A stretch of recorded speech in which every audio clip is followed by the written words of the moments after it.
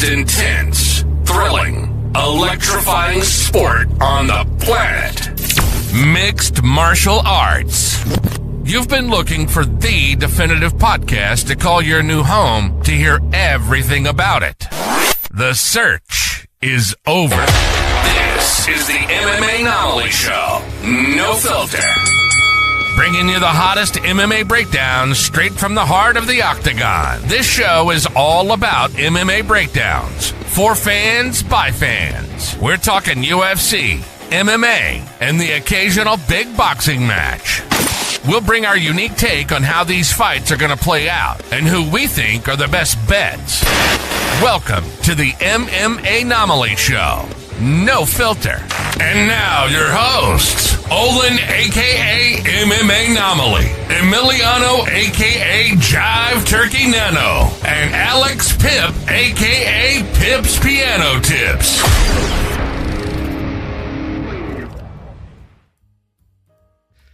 What is up, fight fans? Welcome back to another episode of the MMAnomaly Show. I'm your host, Olin, aka MMAnomaly, and with me, as usual, is my co-hosts, or are my co-hosts with the most. We're talking about a Pip's Piano Tips and Jive Turkey Nano, two of the best guys in the biz. What can I say? It's Monday. I'm as happy as I could be. Just got off of a long work day, and now we get to talk about a very fun fight card. Look, I know the jokes made themselves going into this week, right? You know, this is the most watered down card we've seen since Aspen Ladd versus fucking Norma Dumont at the Apex, right? It did not actually prove to be the truth, folks. Instead, what we saw was fireworks, a lot of finishes, and even in the fights in which there were no finishes, we saw a ton of excitement. So before we jump into that excitement, I'll go to you first, Pip. How the hell are you doing today, bro? I'm doing good. It's a busy start to the week, but I'm happy we're back. We're getting ready to discuss a fantastic card for what it was. So it turned out a lot better than what I thought it was. So I'm very happy to talk about it. How you doing, Nano? Love to hear it, brother. Love to hear it. I am doing fantastic. Great to be here with you two, and great to be here with all y'all in the chat. We see you trickling in. Make sure you like, comment, subscribe. Let us know your thoughts and feelings. Maybe what else you're thankful for as well, right? We're coming off of Easter Sunday here. So family time, time within faith, or just whatever you believe, honestly, we're all about just growing and going around here. So that's what we've been doing, baby. We're going to keep it on moving. But I'm excited to break down this fight card with you guys. Vegas 115. Definitely overseeded expectations, boys. But yeah, some twists and turns and a lot to discuss. Can't wait to break it down. The first thing I want to break down is this main event, folks. It was a lightweight banger as predicted between Renato Money Moicano coming in against Chris Duncan and Manowitz. I told you guys, I thought it was going to be the Moicano show. I thought he was going to be the bigger, stronger guy. I know they had trained together. And the fact that Chris Duncan was the one that was chirping all week, saying things like, he knows I've been a problem to him in the training camps. Like, and Hinato's not really saying anything about it. He's like, yeah, we're training together. But he's not alluding to what happened in training. If one guy's bragging, to me, that's the weaker guy, right? He's trying to build the narrative, to build the script. I knew that Renato was going to come out here and have two things going for him. One, he knows the man he's fighting. He's had rounds, multiple rounds against this guy. And two, people are counting him out. There's nothing more vicious than the dog that's been put in the fucking corner for a little too long. And that was Renato Money Moicano in this one. I mean, look, make no mistake about it. He looked fucking good. He came in as a dog. He dropped two straight, like I said, before coming in. But he reminded everyone exactly why he is still an absolute problem at 155. Duncan started off aggressive, and I'm not going to lie to you, boys and girls, fight fans of all shapes and sizes. As soon as those first three leg kicks connected, I was like, ooh, Duncan's coming out with some fucking heat, bro. He is coming out with some fire in the chamber.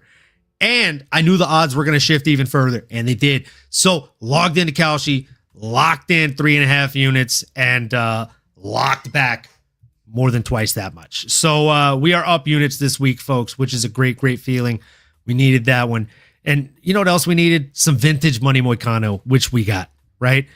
He took the back, soaked up some blood in a gritty scramble. Like he had busted up Duncan's face, something nasty, and just sunk in the rear naked choke. And now I do want to call one thing out before I pass it to you guys. And I'm so sorry I'm not leaving a ton of morsels on the bone here. Chris Duncan. So it's always interesting to me when fighters that are fighting out of the same gym fight each other. And it's interesting for a myriad of reasons. Are they going to turn up? Are they going to actually try and beat each other up? Or are they going to have that kind of friendly sparring match that we saw with MVP just a couple weeks ago? This one was obviously the latter, right? They did not have a friendly sparring match. But the other thing that's always intriguing to me is who's going to coach them? Who gets the head coach, right? And I noticed Mike Brown went with the young up-and-comer. That was interesting to me. All the Brazilian guys from ATT went with Renato Moicano. That was interesting to me. Another thing that was interesting to me, Pip, before I pass it over to you, is I don't know if you heard Mike Brown yell out, "Secret elbow, secret elbow." And as soon as Chris Duncan rocked and threw a secret elbow, he stopped being here and started being here, which opened him up here. Okay. For those of you that are listening to the audio only version, you throw that elbow, you're moving the guard hand or the palm facing hand away from guarding your neck, which is what's keeping you alive in this kind of sinking ship position you're in. And as soon as you throw that elbow to the side, you are alleviating any option by moving that hand and fist away from your own neck and chin to guard the incoming hook that is about to just latch around your neck like a fish underwater. That's exactly what happened. He listened to his coach to his demise. We've seen this happen numerous times, right? Who doesn't love Ray Longo? But when he called for him to turn and throw the knee, we saw Matt Frivola get absolutely demolished and sent to the Shadow Realm. Similar thing happened in this one, Pip. So tell me, what were your thoughts on this one, my guy? Yeah, I mean, overall, it was a great fight, and it was definitely a big win for Money Moicano, and mostly in dominating fashion as well. I mean, put Duncan down with a hook and ended up sinking in that rear naked choke in round 2. Moicano looked like he was on fire Saturday night. I mean, he had good timing with the straight hand. Duncan would telegraph those leg kicks, so I'm happy you saw that and you put some money down on that as well. But Duncan Moicano would just time them perfectly. Either check them or catch them with that right straight, and you could definitely see a big advantage in the speed and in the technique almost immediately. Moicano had some good pullback counters as well, landed nice jabs, caught Duncan with a nasty hook. Once he got that back, it was pretty much over. I mean, he was landing some devastating shots from the top. Moicano had some brutal ground and pound as well, just swarming him with hooks, cranking on the neck. Then you could, kind of like you mentioned as well, I'm happy you broke that down as well, but you could hear that in the corner from Duncan when he said, yeah, throw that surprise elbow. Once Duncan threw that elbow, Moicano just took that neck. And as soon as he did, he got the tap. But maybe not the best corner work from Duncan. But it is odd because, like you said, I mean, they train together. You would almost think that the coaches would have a little bit of insight on how Moicano is going to fight. Why? I don't understand the I don't understand the ideology there. But I mean, overall, it was a great performance for Moicano. Just more of a vintage performance. It's pretty much what he did to BSD all over again. But it was definitely a beautiful win. What'd you think on this one, Nano? Love it. Great breakdown, boys. And before I give my 2 cents here, I got to say what's up to the chat here. We got some buzz going on. What up, Mr. Cushman? What's up, guys? What's up right back at you? Gentlemen, making the walk. Great to see you. Salute right back at you. Go check him out. He is legit. Cushman here. We don't talk about Frivola versus ZM around here. Hey, it's too soon. What's up, Moicano? W. What up, Tyler Betts? And great to have you as always. How'd your bets go this weekend? Did you come out positive? We're curious. I hope you cashed on Moicano, bro. I told you that one was going to hit, bro. And honestly, this might be the last time for some time that we get Moicano at dog odds like that. Got to cash in on those. That was my dog of the week in the underdog competition. And that's basically one of the reasons that I stayed dead even with Jax, at least on this week's score. He's still 8 ahead of me in the overall competition, but I'm in second. I'm getting there. There you go. What up, Grammy? Go Blue. What it did. MTW, Frivola is the homie. He is, bro. Frivola is the homie. That one hurt to see. Go Blue. No bets last 2 card, but picks wise, big W. I got 8 right on my dog picks this week, which is not anything noteworthy or worth bragging about, but kept me alive with that dog of the week. So we'll take it. We'll take it. Gotta take big risks sometimes. Got to, man. Got to. Nano, Tell us about this fight, bro. Well, listen, man, scared money don't make money. Okay. And if it's anything with money, you got to mention Moicano as well, right? Got to love the aura, got to love the charisma, got to love what he's doing in there in the octagon as well. It's one of those things. I was actually maybe fading Moicano a little bit more. I just felt like Chris Duncan is someone that is equally talented, is skilled. They trained together. He was really confident all week, like you said, which obviously you could look at that two different ways. And I think just to reiterate the point you made earlier, MMAnomaly, like someone, you and I could be training, but maybe we're focusing on different things, and you may get the better of me in a session or two or three, but that doesn't mean I'm not still sharpening my skills. And if we're in the octagon, things may not be different, right? Like that's in the practice realm. And as you're working on things, like, yeah, you can get the better of someone, and you may think, oh, wow, I was tearing them up. It's like, yeah, I was fighting southpaw. I wasn't even doing my natural stance. I was working on a new technique, so different things like that. Just wanted to reiterate that point because, like you said, gives you a false sense of confidence, and that's exactly what happened to our boy, Chris Duncan. So shout out to Money Moicano getting the job done. And I love the call out, and I love everything he brings to the UFC, man. I mean, and the podcast world for that as well. But he's someone that really positioned himself uniquely. And honestly, like when I was hearing his post-fight speech or just calling out anyone and everyone, I'm like, you know what? Yeah, I think you're kind of at that point now. I just would pay to watch a fight whoever, right? It's not the sexiest. He's not like the most athletic guy. He doesn't look the most imposing, but he is very well-rounded. He's a freaking problem on the ground, and he's got a hell of a mouthpiece. So I think he does match up well with anyone. Like that's on paper, that's a tough matchup, right? Someone talking shit and then can tap you out. Not the best combo, but I think like a Dan Hooker or a Patty Pimblage. I think the Patty Pimblage might be a good one, man. I don't know. That's money written all over in my book. What do you boys think? Hip, who you got? Those were exactly I tried to pick two this time, too, in case somebody picked my first one. You literally took both of them. Dan Hooker and Patty Pimblett make the most sense. I think the beef he's got with Dan Hooker already kind of works out, but I think both of them have a mouth for Pimblett. I think that'd be a hell of a press conference. I think that'd be entertaining. What do you got, Olin?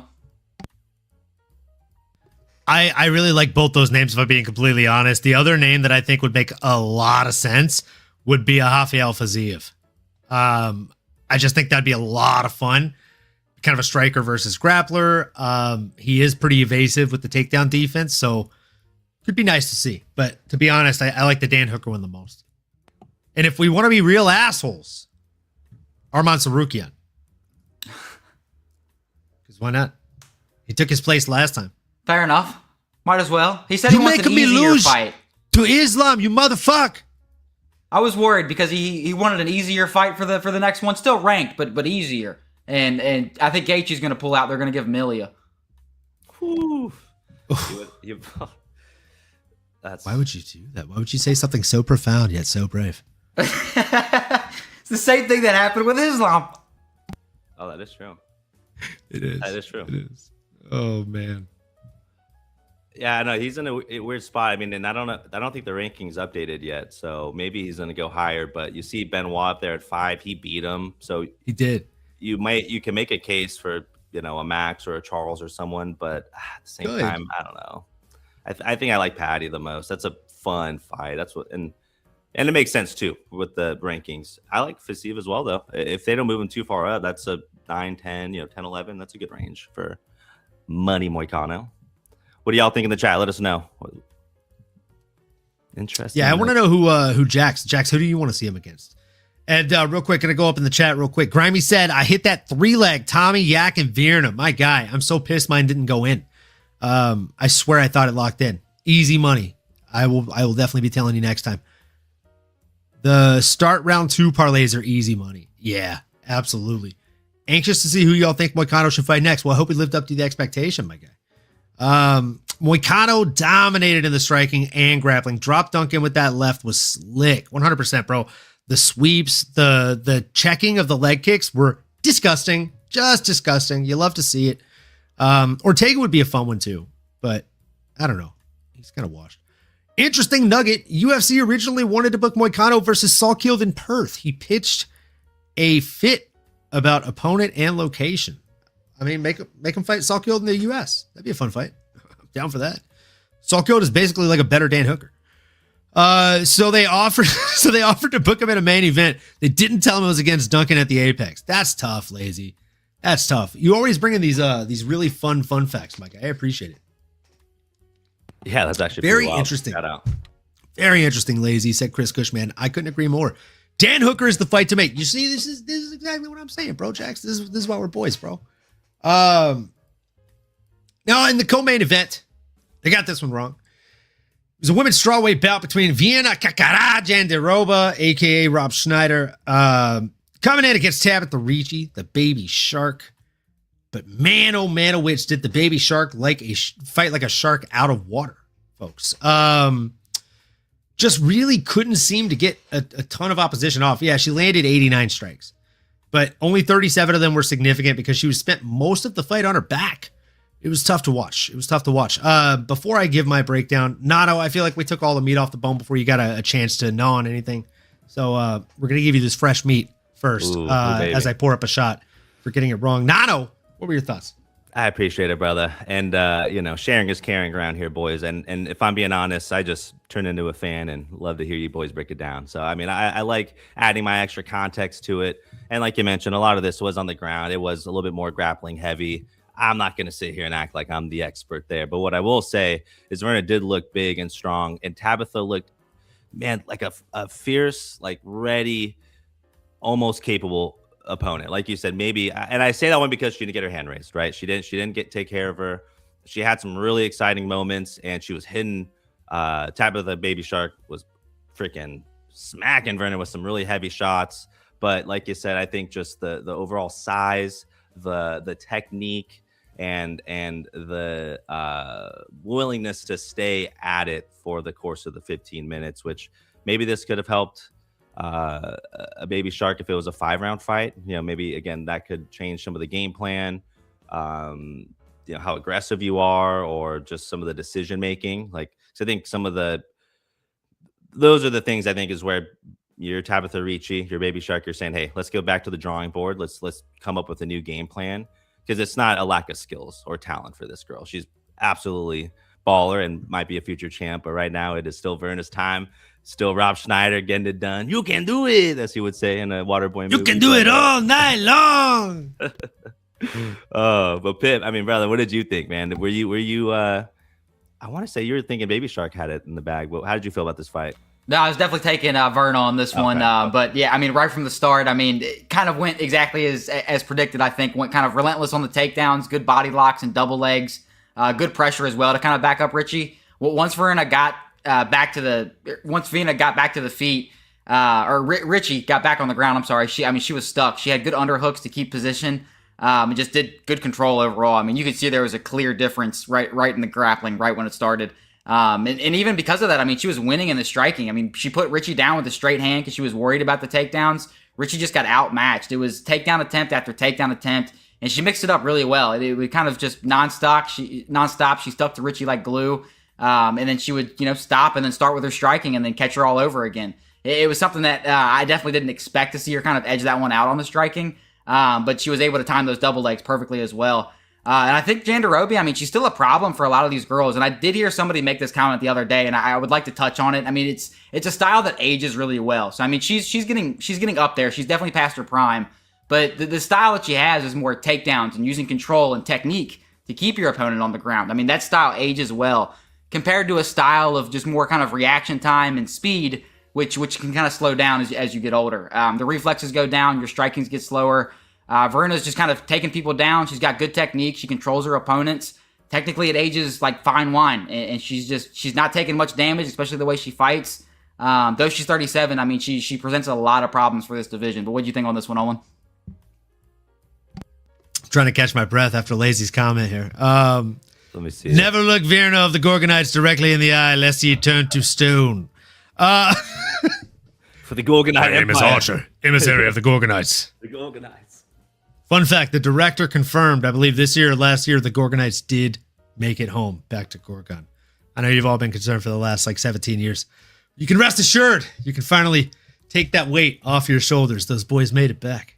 Couldn't be happier for them. Making the walk. How good would Ricci be if we had an atomweight division? Oh my gosh. Great question. This comment right here. I mean, Alyssa fucking Maldonado, the marvelous one, she would 100% agree with you on this, right? We need an atomweight division in the UFC.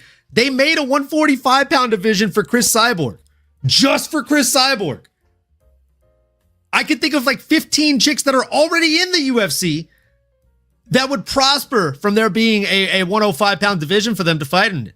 So, and outside of that, just a wealth of talent. Like I said, like both on the amateurs and professional scene, like they could fill up a roster twice to 3 times the size of the current UFC heavyweight roster overnight for a women's atomweight division. Dana, Hunter, make it happen. I'm telling you, the fans want this. I was going to try to come up with an Edgar Allan Telltale Heart pun, but I ran out of time. I was like, did you mean Edgar Allan Poe? But hey, I hope you're enjoying those Telltale games. Obviously a fan. Seika Izawa would dominate the atomweight just like she is in Risen. Like, brother, can we just make it happen? Folks. Yeah, it's one of those things. I think it's a great idea to like bring down someone that's already established that, you know, is a borderline star or top contender at that division. You bring them down. You know, I mean, it's hard to replicate a Ronda Rousey type effect, but hey, I mean, someone that's known, and then you sprinkle in, like you said, talent from other places that can really hype it up. And if there's enough of a roster for it, and I think in general, I think we all agree we need more divisions, but hopefully that'd be a good start and another way for the marvelous Alyssa to get in here as well. But yeah, that's a great question. Great question. Yeah, there's a deep pool of talent in the atomweight division. I say make it happen. For the last 10 years. For the last 10 fucking years, boys. Like my second UFC fight card I ever went to, Paige Van Zandt headlined in a weight class in which she didn't fucking belong. Against somebody else who was fighting in a weight class in which she didn't fucking belong. Like, how good would Michelle Karate Hottie Watterson and or Paige Van Zandt have been in their prime in a 105-pound division? And you mentioned great fighters that have so much excitement, right? And I think that's where like the Mighty Mouses of the world, or when he first came in, Henry Cejudo, these fight. I mean, even Dominic Cruz. I mean, the pace of these fights and the skill that they possess, like that's what drew us to these guys and made them legends. And like you said, Karate Hottie. I mean, the list can go on and on. And Nano, like DJ, I don't know if you remember, was having to fight up a weight. They didn't have a 125-pound weight class when he started in the UFC. He was fighting the Dominic Cruzes and Uriah Fabers of the world. Those are most of the losses on his fucking professional record. Mm-hmm. And then they were finally like, okay, let's give this little guy a chance. And then he's on everybody you ask. Give me your Mount Rushmore. The last 3 names, they might be debatable.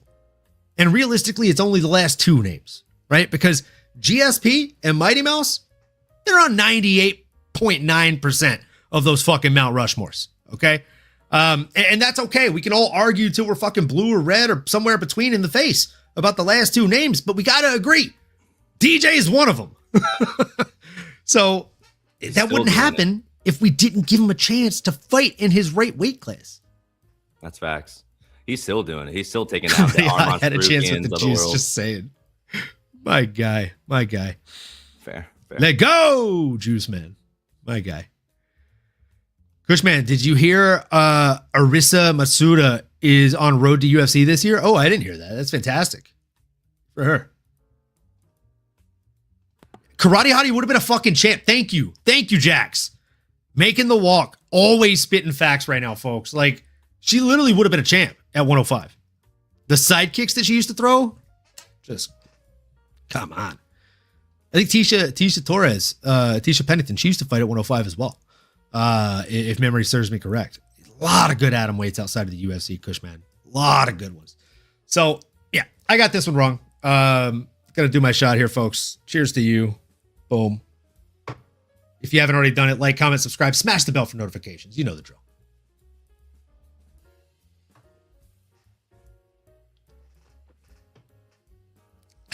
Now, Tabitha Ricci. I couldn't help but feel like the game plan was lacking in general. She attempted 2 takedowns, which I think is too many against Virna Jandiroba. I don't think that's something that you need to do.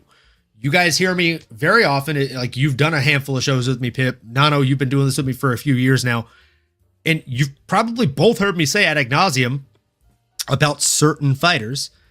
It'd be good to get them on their back. Even though they're a wrestler, their defensive wrestling has a lot of holes. They have a lot of pressure holes. Did you hear me say that at all about Virna Jandiroba? Fuck no. She doesn't, those don't exist for her. She's scary off her back. You know where her holes are? Where she's wearing 2 fat ass fucking compression sleeves. Her knees are both fucking shot. I would be like, I'm an advocate for banning the oblique kick. The one that John Jones throws, you know it, where he sidesteps and tries to take your kneecap out. I think it's a disturbing and disgusting move. I don't think it should be in professional MMA, but hey, guess what? It doesn't matter what I think. I'm just a fan. It is, and it's legal. Because of that, brother, I am loading those fucking knees back. Like, she hit her with, I think, 5-6 leg kicks in the last round, and you saw Virna start to fucking step back and buckle to an extent on that lead leg. It happened twice in the last round. What happens if that's the well in the beginning of the fight? Like, the fight could have played out so much differently if that's the plan. But again, she was not keeping distance the way that she should against the grappler. She was keeping her upright, almost boxer stance, which, again, worst thing you can do against the grappler. You want to keep a low stance so that way it's easy to sprawl and get your legs back. There were just a lot of fundamental mistakes. I wonder how much maybe switching fight camps could serve her in this type of situation, because I don't want to say it, but I'm almost feeling it. So I have to say it, right, on the No Filter show. I feel like we're seeing her plateau to an extent. And she's too young for that to happen to her. So it's not a capacity to learn failure. It's a fostering environment to learn kind of situation here. And I think, again, maybe switching to, like we talked about them earlier, American Top Team. They had both fighters in the main event. There's a reason for that. I don't know, maybe even like an American Kickboxing Academy so she can work on her wrestling fundamentals, as well as, really literally tuning up her Muay Thai and overall kickboxing. But shout out to Virna. Like, she's the one that we're talking about here. She's the star of the show. And it was prime kakara, right? Cardio for days, smart control. Ricci showed heart, if nothing else, but she got out grappled. It was a tough night for one of my dog picks. As far as what I think should be next for Virna, I mean, it's kind of tough, right? Like, she's done everything she needs to do, but she also just recently lost to the champion. So you can't really give her the champion if that was the person that you got the belt by beating. Maybe you give her the winner of Tatiana Suarez versus Lupi Godinez. Outside of that, it's tough, right? Like, she beat Yan Xiaonan recently too, right? Yeah, that was her last win. Fucking hell. So, like, slim pickings for sure. Jillian Robertson's on a tear. She doesn't have a win over her, does she? No, they haven't fought. Jillian Robertson. I think that makes sense. I think that makes a lot of sense. And I think Grappler's Delight. the only person we haven't mentioned yet, and I think it's just unclear as to what her next fight's going to be, but that's Wei Li Zhang. She coming back down. Are they going to give her the immediate crack at a Mackenzie Dern? Or are they going to say, hey, why don't you beat a number one contender and earn that status back? In which case, Virna certainly makes a case for her and Wei Li to square off for that true number one contender. But like you said, I mean, Lupi and Tatiana almost feels like a number one contender potentially. So it's tough. She's in a tough spot, but she's game. She's obviously 37 years old. You don't want to necessarily wait on the shelf too long here. I think for someone like her at this point, always a win or two away from the title, right? So you get maybe one more good one, or maybe someone gets injured, you step up, you get a win. But Wei Li or Jillian, I think, are probably the two paths back to Mackenzie. That is for the title. Yeah, you could do a girl like Lucindo as well, but I think I might be a little too far down the line there. So I like Robertson. I think Robertson makes a lot of sense, and not only from a meritocracy standpoint, but also from just a skill standpoint, right? Like, both are very gifted grapplers. I think it might want to be one of those situations where, like, a Colby Covington versus a Kamaru Usman, it just becomes a boxing match. They almost negate each other's grappling output. So it'd be a fun fight to see. And if that's the case, I think Jillian probably has the cleaner hands. But Virna has more power. So again, bit of a trade-off there as far as skill versus power deficit. With that being said, folks, let's go ahead and move into the next one, which is the light heavyweight bout between Abdul Rakhman Yakhyaev and Tresean Gore. I mean, I'll take the lead on this and I'll keep it pretty short and sweet. Like, Yakhyaev made it look routine out there. Gore swung heavy and he swung early, but Yakhyaev took him down, climbed to the back, and just locked up the choke. 2 minutes and 52 seconds into round number 1. Still undefeated, 9-0, perfect record, and already finishing UFC opponents. Not just quick, but extremely fucking quick, folks.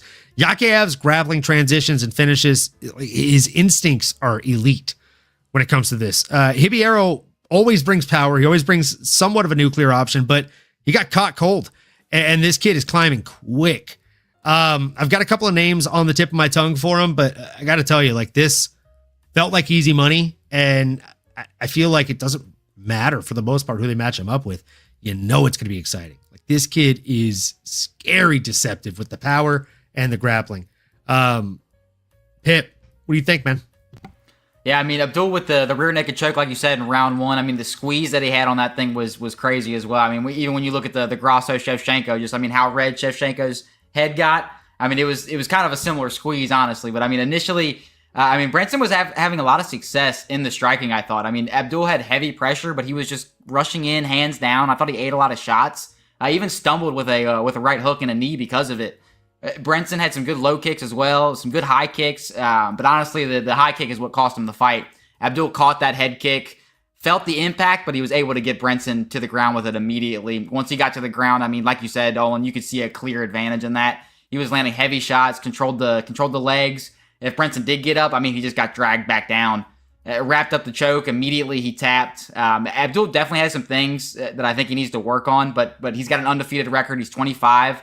So with him being that young, I mean, he can make improvements at a rapid pace. What do you think on this one, Nano? Yeah, I absolutely agree with everything you guys have mentioned so far. And I think that Abdul looks to be every bit of legit. And I think as these wins continue to stack, it just starts to become,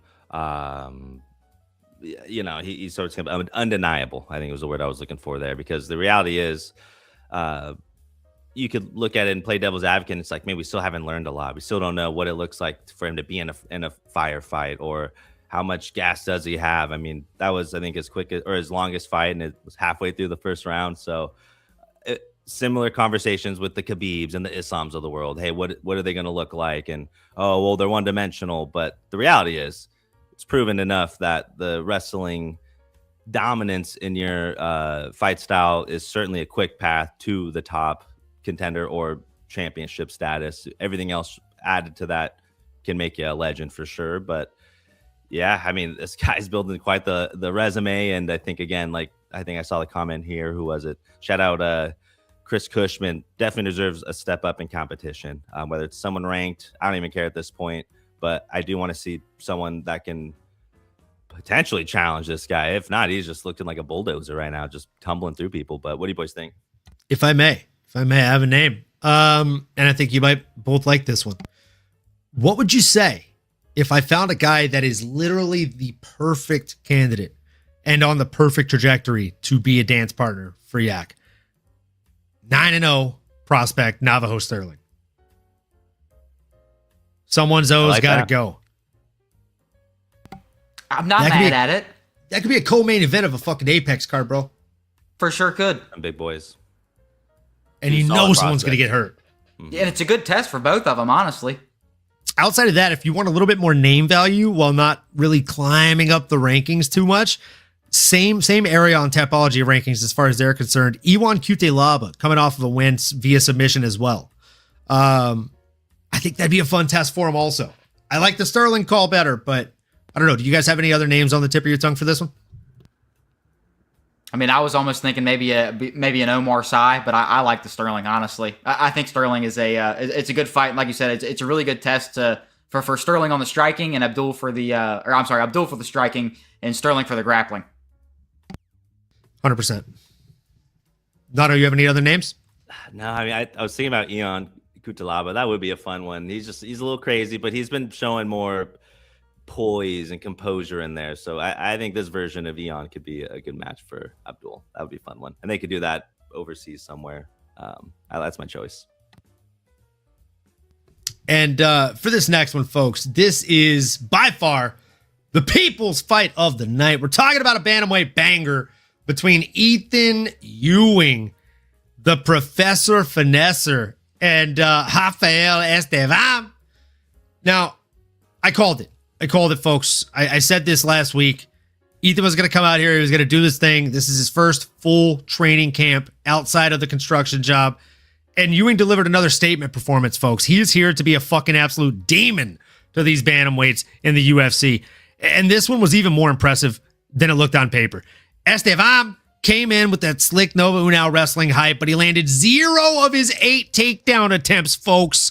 For those of you that are bad at math, that is a 0% takedown accuracy. Okay, it's a big red X. Literally nothing stuck, bro. You ever just like feel like you're boiling pasta? You keep throwing the pasta at the wall, throwing the pasta at the wall, throwing the pasta at the wall, and it's not sticking. The pasta's not fucking done. Yeah, bro. I mean, it was kind of the opposite for Estevam if he's the pasta, because he was getting cooked out there, my guy. The wrestling game plan just wasn't there. Whether it was the weight miss, coming in a little bit over, his 3rd of 4 UFC fights, as I mentioned last week. Mind you, he came up in weight for this fight. He came up to 135 from 125 after missing weight twice at 125, but I digress. Obviously, weight cutting is not his strong suit. I don't know if he's doing it for an advantage or if he's genuinely just doing it wrong, which if he's doing it wrong, I can see how that would sap his energy, right? But outside of that or inside of that, I think Ewing's improved defense shut the door on everything.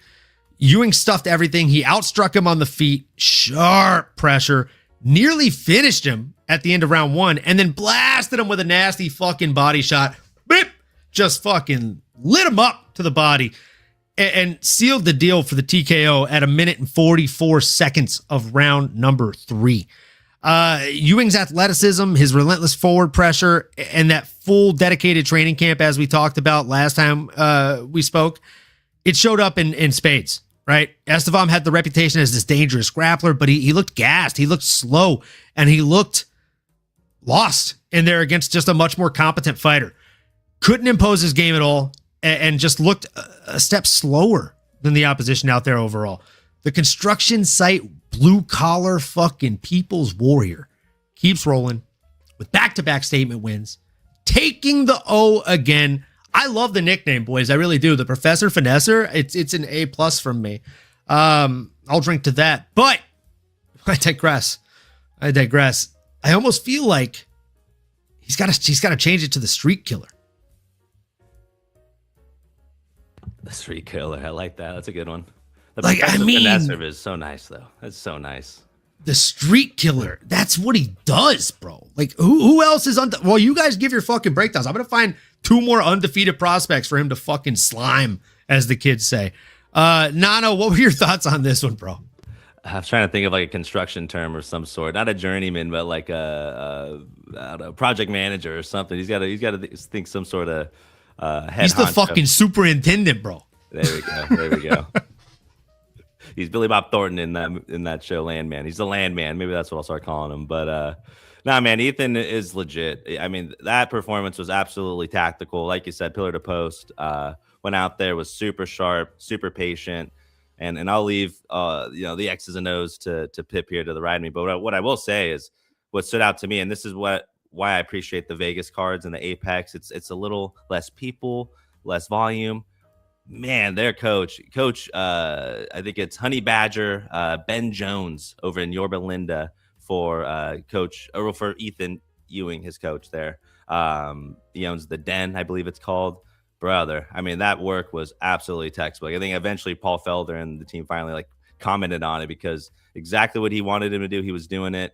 Even so much so, like this is how dialed in the Honey Badger, Coach Honey Badger is you would hear Estevam's corner say something in Portuguese, and then you'd hear double jab, and he's like, "They're gonna double jab." He's a double jab. Watch the double jab, and then you hear the other corner like, "Oh, never mind." You're like, "Oh man, bro, it was levels, man. Like it was, yeah, everything about it." And hey, you're a good student and a good athlete and someone with the heart to win and the desire and everything, with a good coach. That's what we're seeing right now formulating, man. So I'm excited. Hell of a talent, and Esteban definitely needs to move up. Let's just call a spade. Pip, talk to us, brother. What'd you think? I know there's some good tactics in there. To give us your breakdown, brother. Yeah, I mean, just call him Windex, because I mean he's cleaning clocks and taking streaks. Anybody? No, but I mean Ethyn's coming for everybody's undefeated record. Thank you all. I mean, he's coming for everybody's undefeated record at this point. He's a solid prospect to keep an eye on. I mean, Ethyn's striking. I mean, he's on a different level. Very good reads of distance, just slipping out of the way. The ability to frame off and cut angles and land straight hands. I mean, it's just world class in my opinion. He kept Rafael guessing with all the jabs, popping those things up. The head stayed right off the center line, and he was landing shots from every angle. Didn't waste any movements, just really timed everything perfectly. The feints had Rafael reacting just way too heavy. He created openings, and he just looked like a vet at this point. I mean, good defense on the takedowns as well, as you said. I mean, no takedowns that he was able to land. I mean, he showed you that there's levels to this. And I mean, against a tough test in Rafael, I mean, he was able to sprawl. He was able to control the head. He kept a good stance. Hips with a solid base as well. I mean, he just completely shut down Rafael's game plan. He wore him down. Ethyn landed that nasty liver shot, as you said. And then Ethyn put Rafael out. I mean, just a surgical performance from Ethyn Ewing. And I have to say, I really love the post-fight speech as well. I mean, he didn't make a call out, which I'm genuinely not a fan of. But in this case, it was a little different. And Olin, you made a good point about him now doing this full time. I got chills when you said that, but it felt like a full circle moment where that speech, he kind of showed us that he's hungry. He doesn't care what's next for him. He wants everybody in the top 15, just bring him down. He doesn't give a fuck. And I mean, that's a dangerous mentality to have, and especially going up against guys that he's going to go against. I'm really stuck to, whether I want to see him kind of move up slow or give him a fucking title shot at this point. I mean, he's just looking amazing out there, but I don't know if you guys have any names on the tip of your tongue for this guy or not, but he's definitely showing himself to be a real problem. Yeah, I don't know if you guys watched the show Invincible or have read the graphic novels, but he's basically fucking Battle Beast. Like, he's got a bloodlust that he needs to satisfy, and he just wants to fight the baddest fucking warriors in the UFC. All right. Great. Come on. Great pull. Thanks, brother. I appreciate that. I appreciate that. The new season's been fire. Yeah. I actually maybe pull out the graphic novels and start reading them again. I haven't finished them, so it's good. It's good reading. Now let me go up in the chat real quick because we've got some solid options here. Okay. Cushman says, first and foremost, I remember watching Ethyn on the regional scene. I've been high on him since. Another fantastic prospect at bantamweight. You ain't lying, brother. I'm glad you've been paying attention too. Making the walk. Jack says Ewing versus Marcus McGee. Speaking of Gorgonites, I love that call out. Has Alyssa Maldonado fought yet? Yes, she has. She won. It was on Saturday. She ended up getting a doctor stoppage between rounds 2 and 3, I believe. Solid win for her. She remains undefeated, keeps on growing, keeps on growing. Ethyn versus Peyton Talbot would be a sick fight. I love that you spelled it the way Sterling says it. Talbot. Good shout, making the walk. I like that one too. Yeah, it's definitely a good shout. Not to shout myself out, but mid shot poor. Soundboard press.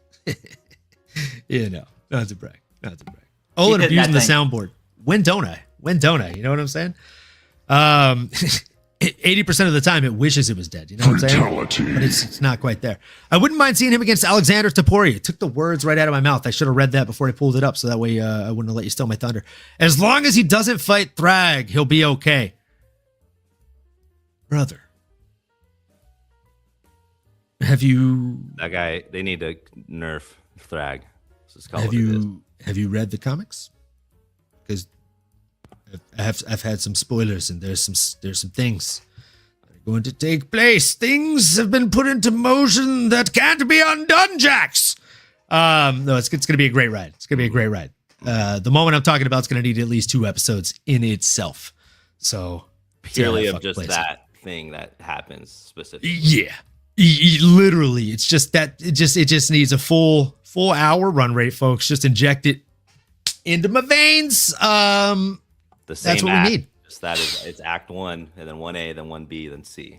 Exactly. It's like some Harry Potter shit, you know. We got part 1 and part 2, and, you know, maybe a fucking spinoff after that one moment. Who knows?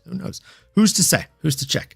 Now, I have a couple of different options. I do like all the options that people were throwing out. The main option that I had down, that was already mentioned, obviously, is Alexander Topuria, right? I think that's obviously a fucking banger of a fight. I believe he mentioned at the post-fight presser that he's definitely down to take him. So why not? Let's make that happen. The other two that I have, and I know that one is crazy wishful thinking, crazy high, but the first one I think is reasonable. Elijah Swift Smith, undefeated in the UFC, has been on an absolute tear, just fucking taking people out. Right? Got his unanimous decision win over Vince Morales. Then he he got a slam knockout over Toshiomi Kazama. And then he knocked out Yusu Young, or rear naked choked him, in round number 2. So the dude is a fucking stud. Personally, I think that one makes a lot of sense. Outside of that, there is, because I told you guys I wanted to find one, I did want to find an undefeated guy for him to take another O. So we can keep the Windex nickname alive here, as Pip said. Ferocious Fareed Basharat, the better Bash brother. He's undefeated. You laugh, Pip, like it's not fucking true. That doesn't alleviate you from agreeing. No, it's just because you said the better one. There's always a better one for some reason. There's always a better brother. Unless you're the Urbinas, then you have, 3 that fought on tough. One that made it to the UFC, and, well, hey, he made it. Sorry, that was mean, and I don't want to be that guy. But shout out. I think it was Hector Urbina that made it to the UFC. Shout out Hector Urbina, bro. You fucking did the damn thing, dog. True Soul. What a potential card of the year it could have been with the co-main. Oh, the one that got canceled? Was that Charles Radke? No. Radke versus Jose Henrique? Yeah, I thought that was later on the card. Yeah, what are you talking about? What are you talking about, True Soul? What happened, bro? Clue us in. Sandhagen versus Ewing is a wild jump, Moody. But I'm not mad at it. Yeah, I'm not mad at it at all. I would watch that. I would definitely watch that. Oh, I read them. Jax, I knew you were my fucking guy, bro. He's talking Van Taira. Oh, for next week. Yeah. They're apparently moving it, though, to the Kamzat card, which is still in season.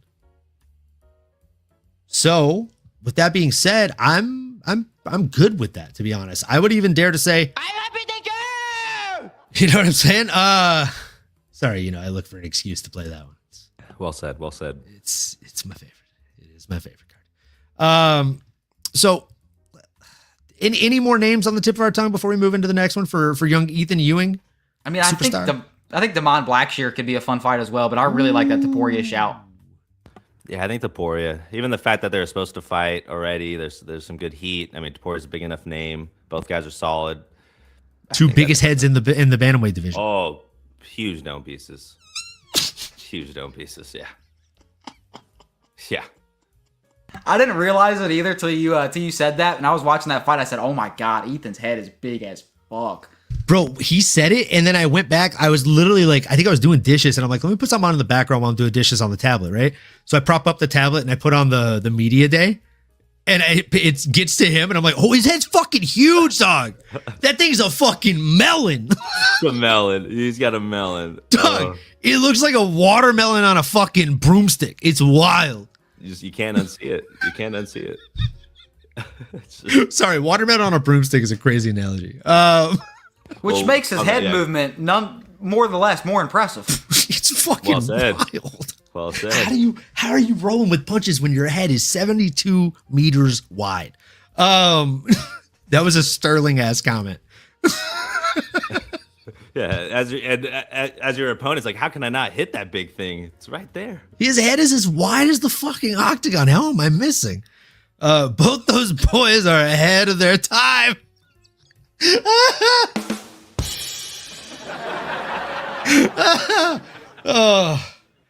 Oh man, that cooking. joke is ahead of its cooking. time, Jax. That was fantastic. Oh man, that was a joke made by a true dad, folks.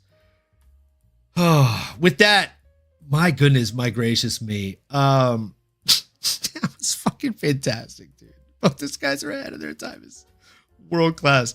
One more time before we move into the next fight. If you haven't already done so, like, comment, subscribe, smash that bell for notifications. If you're drinking, whether it's water, Coke, whiskey, anything in between, drink with us. We appreciate you for being here. And cheers to you. Salute.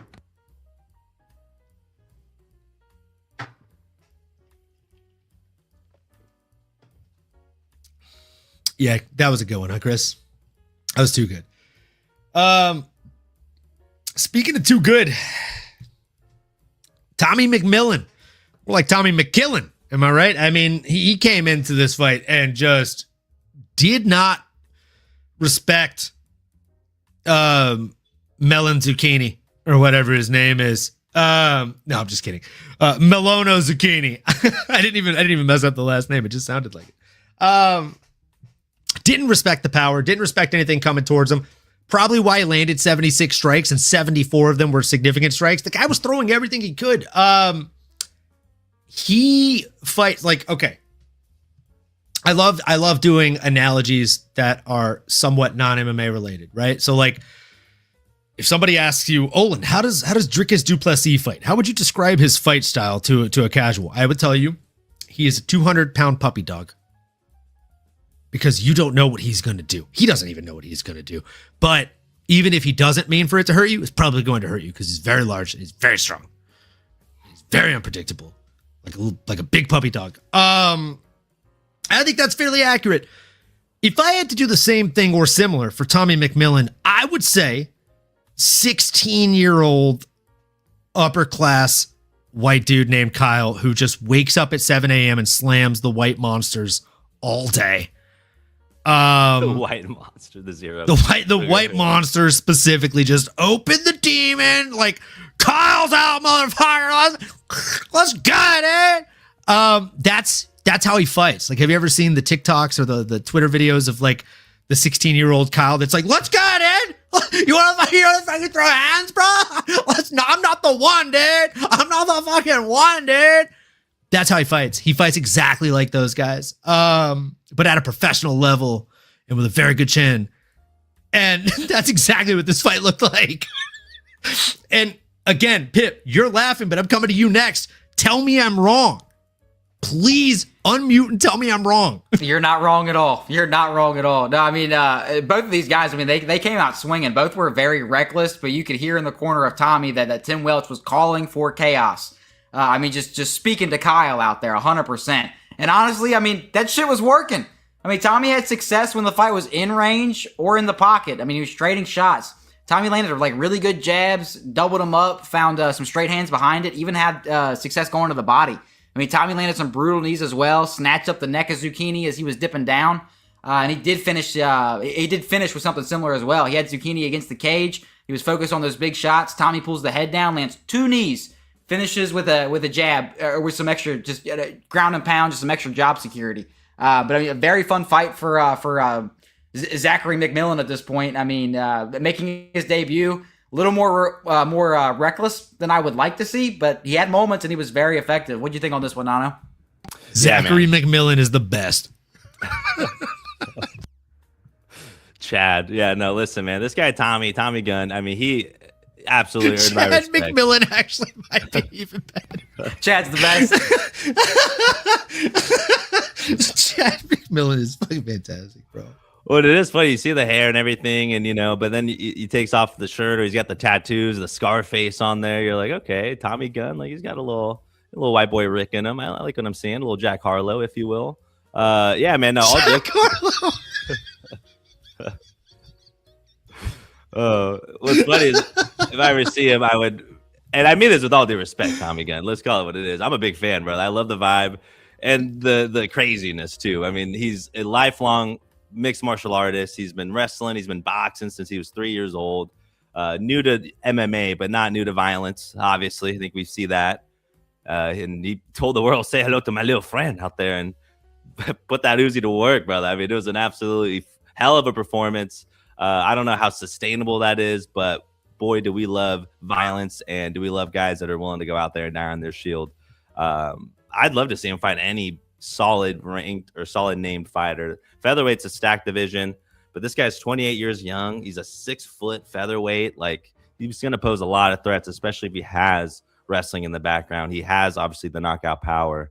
And if he has the tenacity and willingness to go out there and point to the center of the octagon, Ilya style, I mean, he's a guy. He's a guy. So all, poking fun, obviously, because we're in a joking mood at this point. But nah, man, Tommy Gunn is Mr. McMillen is going to be someone we'll be talking about. So shout out that Red Hawk Academy as well. Let's go. Shout out Kyle Harlow. I'm Vanilla Baby. I'll knock you out, but I ain't no killer, baby. That's what that should be his line right there. That should definitely be his line. He actually wasn't it him that quoted Drake? He quoted like a random Twitter or Instagram video that Drake posted years ago in his post-fight speech. Probably. I didn't even watch it. I should have. Wow, what a dick. I know. You're not even a fan of Kyle Harlow. What a dick, bro. Poser. Fucking. I bet you don't even drink White Monster, you fucking pussy. My parents would let me. No, I'm just kidding. I know that. I know that. Oh man. All right, let's go ahead and jump on into the same weight class, but two different. Actually, no. We didn't talk about who's next for this fucking guy. Who's next for this fucking guy? Pip, who you got? I think a Billy Q could be really fun. Billy the Squid. I say give him Billy Q. I think that'd be a firework matchup. I can't tell you how many times I've recommended Billy Q as a possible matchup. Because Billy Q would be a good fight for anybody, really. For mostly anybody, bro. It's like throw him against Dustin Poirier. It'll be a fun fight. A good fight. He's like an inexperienced featherweight Dustin Poirier at the beginning half of his career. Throw him against Billy Q. And if I have to say somebody different than Billy Q, maybe a Con Ofley. Ooh. That's not a bad shout either. I'm actually really not mad at either of those. Nano, you have a name on the tip of your tongue? I do, but it's only because I want to really pump this up. I want to pump the jam. I really want to put two stars in front of each other and just make some madness happen. Okay, there's two guys. One of them's undefeated. He fought pretty recently. He's basically Patty Pimblett, dark-haired little brother. I'm talking about Luke Riley. Luke Riley be sick. Or Myron Santos. He's been around the game a little bit more. He's 25 years young, 25 versus 28. That can be fun. I think I want to see him fight like a young buck and continue to stack some victories. But this division's stacked, brother. I mean, there's so many killers. And anyone that's a solid name, like I said, he's going to go in there and he deserves to get a chance. And, hey, we'll see what happens. But call it nepotism, call it what you want. But that was a hell of a performance. I'll see him again. Chris, I literally was so stoked. I was doing faces and stuff over here waiting on Nano to stop talking. And then you did it again. I literally was going to say, you want to see a shiny toy get broken? Give him Larry and Douglas. What is it? The fucking leopard shrimp? What kind of shrimp is it? Fuck, I don't know. Pistol shrimp. The mantis shrimp? The mantis shrimp. There you go. This motherfucker is just nasty jabs, bro. Come on. That's exactly it, Chris. And what's crazy is I bet he'd be a fucking favorite against Larian. We would buy a house. With how much money we'd win on Larian Douglas in that fight. Unless he got paid off. Then he's buying a house. But who knows? Who's to say? For sure getting exposed. Yeah, in that fight, absolutely. Yeah. And I think it makes sense, right? If you're calling for the name you're calling for, Larian Douglas is at 35. You call for a 40 Luke Riley. Why the fuck not, bro? I think it's a fun one. I think it's a really fun one. And if I don't even want to say it out loud. If we want to see him get fraud checked in the funniest way possible, like a comedy buddy cop movie, let's do the Monkey King, Jordan Levitt. I think he'll get sub, bro. Ooh. It'll be a subpar match, possibly. I'm just kidding. It'll be a fantastic match. Yeah, I think Tommy gets just melted like fucking pastrami. I don't know, bro. I think it's bad news bears for the kid. I think Levitt takes that one. And again, Levitt would be a massive underdog underdog in that fight. For sure. plus 400, plus 500. And your dude would probably do like fucking anywhere from 2 to 6 units on that, I think. Because, brother, I mean, I would just be monkeying around. You know what I'm saying? Betting on the Monkey King, my guy. But I think he'd also just take that. Larian does bad things to him. Jordan does worse things to him because like he gets him a compromising position. I can't even talk because I'm just so giddy about it. He'd be slapping him in the ass, just demeaning the kid. And poor Carl from Aquitaine Hunger Force is not going to like that very much. So I don't know if we want to do that to Kyle, the man of many names. Let's stay in featherweight and move to a couple different guys here. Let's talk about Jose Delano and Robert Ruchalala. We can keep it pretty short on this one, but by we, I mean me and Nano. Let's go to the man with the stats and facts. Pip, what were your thoughts on this one? Yeah, I mean, it's definitely a kickboxer versus boxer in this matchup. Delano was taking most of the exchanges in the pocket. Really nice head movement as well. Slipping shots, landing his own offense. A lot of feints as well from Delano. I mean, good in and out movement. Found that left straight counter a few times. Good knees as well in the clinch and was able to avoid most of the takedowns. Ruchala had some really nice head and body kicks. Even some good jabs, but definitely was enough to take over the fight. Delano's boxing was too strong. He had good footwork. Hard to hit clean, although he did get hit. But decent enough head movements to kind of get out and avoid most of the hard shots. And quick shots that he was able to kind of land and return as well. And I have to say that I do love the point deduction from Keith Petersen. Delano reversed the position, looks for his own takedown, and you see Ruchala with both hands just double fist the cage. And it was a good move from Keith Petersen. Didn't waste any time, actually enforced the rules, so I was happy about it. Delano isn't, I don't think he's an elite boxer or a world breaker or anything, but I think he definitely put on a good fight. What'd you think on this one, Nano? Yeah, brother. I agree with a lot of what you said there. The point was definitely warranted. I mean, that was as blatant as it gets, and it was to change positions and everything. So just an unfortunate mistake there by Robert Ruchalala. But yeah, Jose Delano, absolute stud. Great mustache, like we talked about last week. And I thought the striking was on point. I felt like there were some times he was maybe overextending.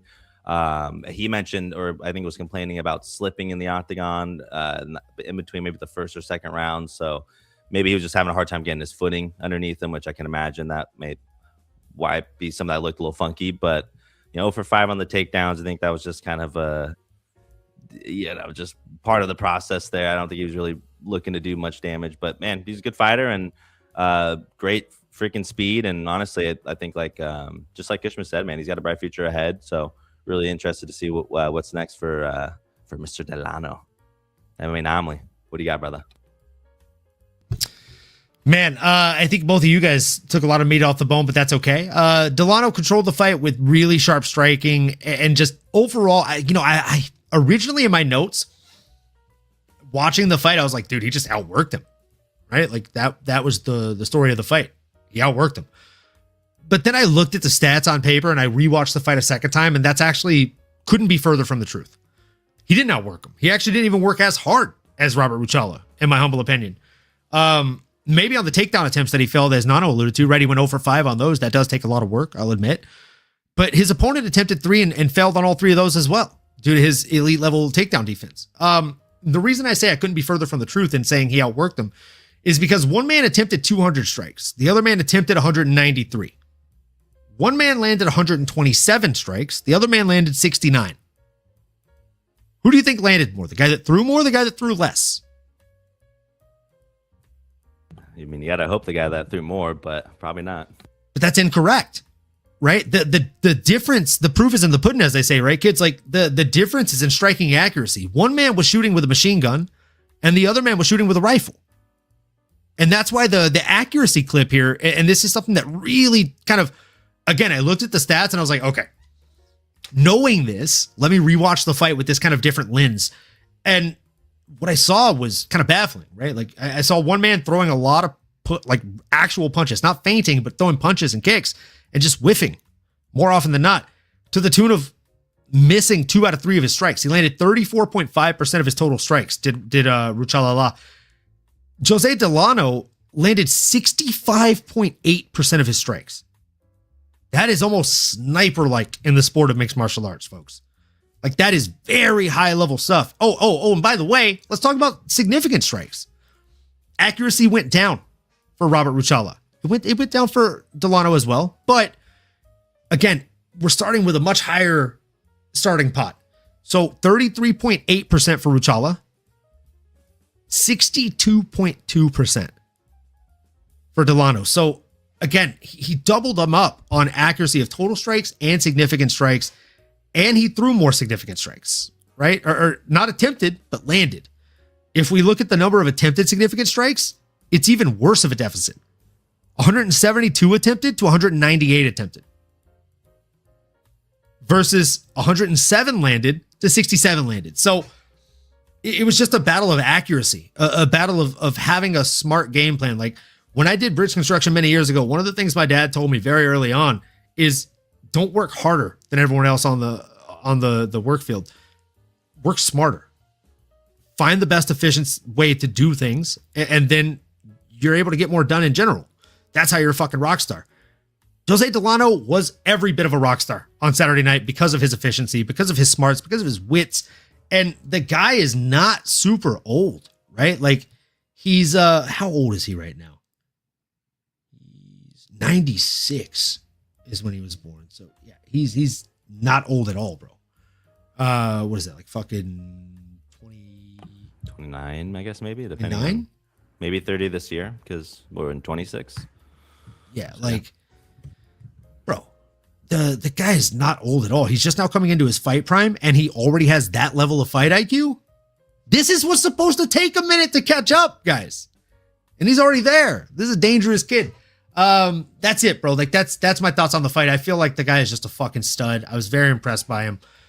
Pip, who do you think should be next for this guy? Like he does show a lot of promise, but how fast do we want to move this guy forward? I think Lucien Chieta could be a good fight for what's next for Delano. Ooh, okay, I like that.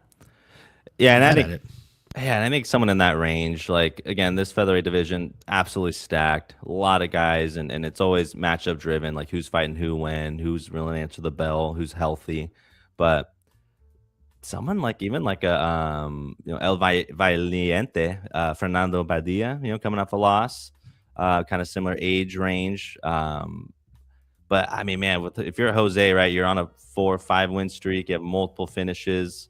Maybe you want to fight someone with a little bit more namesake. We talked about Billy Q earlier. I hate to just keep throwing him out there, but another solid name that like can really help bring his status up. But Billy Q works too. He always does.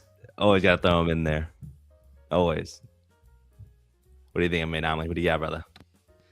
I like Kano Flea for this one. I like Kano Flea a lot. Another name that I think makes a lot of sense is the loser of Daniel Willie Cat Santos versus Doo Ho Choi, which recently got announced. I think both those guys are studs. And I also think, like, realistically, he looked really good. He didn't really get any lacerations or cuts, but he still had a 15-minute fight. He's going to need time to recover. He still got punched in the face, kicked in the legs, body, etc. So, these guys are fighting next month, right? When are they fighting? May 16th. Yeah, they're fighting next month. So literally a fucking 5.5, 6 weeks away. Let one of these guys go out there. The loser is either going to get knocked out quick or not take a ton of damage across a 15-minute fight, in my opinion. So give him the loser. I think that's a fun shout. Good shout, Pip. That's a banger. I do really like that one. Michael Aswell Jr. is a really good shout, too. Oh, Danny Silva's a fun one too, bro. Oof. Again, there's so many freaking murders in this division. And Chris Cushman, you're absolutely fucking right, bro. Delano is very fast. He has a bright future and good takedown defense. I think the speed that you're mentioning is something I left out when I was talking about the accuracy. The reason accuracy is so prominent and prevalent for him is because of the speed.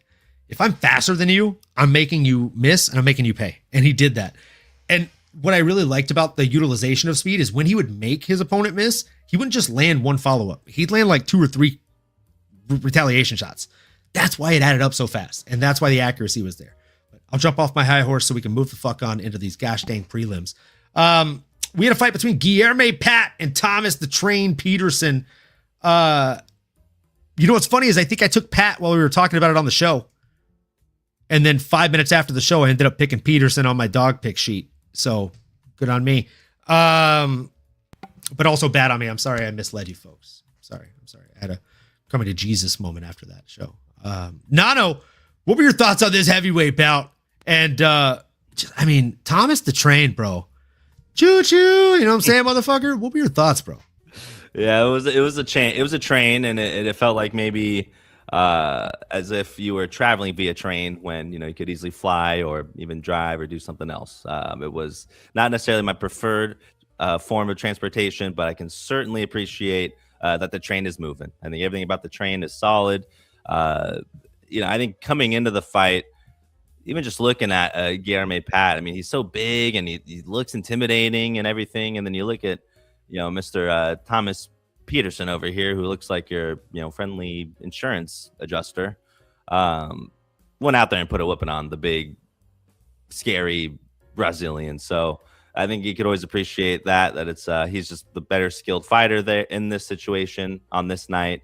Got the majority decision win, but not a lot that I learned about Thomas Petersen, not a lot that I learned about his opponent. I mean, he went out there, he landed a ton of strikes on him, just pummeled him really for the most part. Didn't get credit for any takedowns. But again, I mean, when you outstrike your opponent by 5x, it's just, it was a landslide win for Mr. Petersen here. And I'll just give Pat a pat on the back there and say, better luck next time, Edie. Pip, what do you got, brother? This was a fight that happened on Paramount. I mean, it definitely wasn't my favorite fight. And like you mentioned as well, this was it felt like I was taking my local tank bus over here. But Pat, I thought was able to keep Thomas on the back foot for a good chunk of the fight.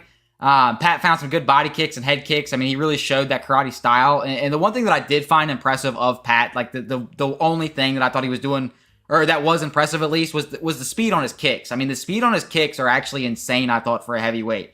And even did have some good jabs, but Petersen kept the takedown threat alive, found that right hook because of it, and he was able to control the rest of the fight, especially in that third round. Just heavy top pressure. And I thought that round actually should have been a 10-8 as well. So especially if we are supposed to start giving those out more frequently, Thomas was definitely able to edge it out. Pat just wasn't doing enough. He was worried about getting backed up against the cage, worried about the takedown attempts, ended up getting caught because he was so hesitant. Thomas just had more control against the cage, peppered him with shots, and just grounded a decision out of it. I mean, I thought it was fairly lackluster, but competitive nonetheless. But what do you got on this one, Colin? Yeah, I mean, what can I say, man? Thomas the Train, he looked fucking good. He grinded out a just what seemed like fairly easy win for him. It was somewhat one-way traffic, 164-25 on total strikes, but 28-17 on significant strikes. When Guilherme was able to keep it on the feet, he did look like he was doing okay. But I don't know, man. I don't know. And I got to tell you, these are my confessions. I accidentally hit that choo-choo train soundboard button. My mouse happened to be hovering over the soundboard overlay thing on my other screen, and I was pouring a shot of whiskey, and as I lowered the bottle mid shot pour, Nano finished his wrap up, it happened to be hovering over the train. It clicked the mouse, and choo choo, motherfucker. Hell yeah. Sometimes the universe just aligns. Olin's a magician with the soundboard today. I appreciate it, brother. I mean, apparently I'm going to go buy a lotto ticket after this, I think. It feels like I'm getting lucky. You know what I'm saying? It's a good day. Speaking of good day, like I said, Thomas Petersen, he had a really good day out there. 0 for 5 on takedowns, which was interesting, but he was able to control a lot of the fight against the cage, just really imposing his will, leading the dance, and dictating where the fight took place. I agree with what Chris Cushman said here. I was happy Tom won. Pat was way too hesitant to throw in the earlier rounds. He essentially dropped the earlier rounds, seemingly on purpose. Like it was weird. It was like he's happy to take them off, and just couldn't be more annoyed by it. So happy to see Thomas Petersen go out there and get it done.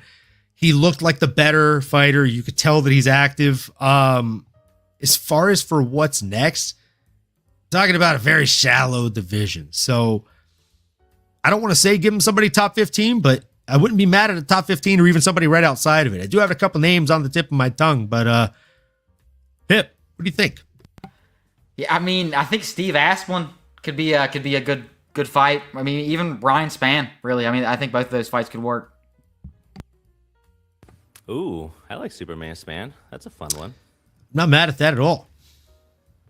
Yeah, I don't really have many other names, to be honest. I mean, I think just anyone on the roster.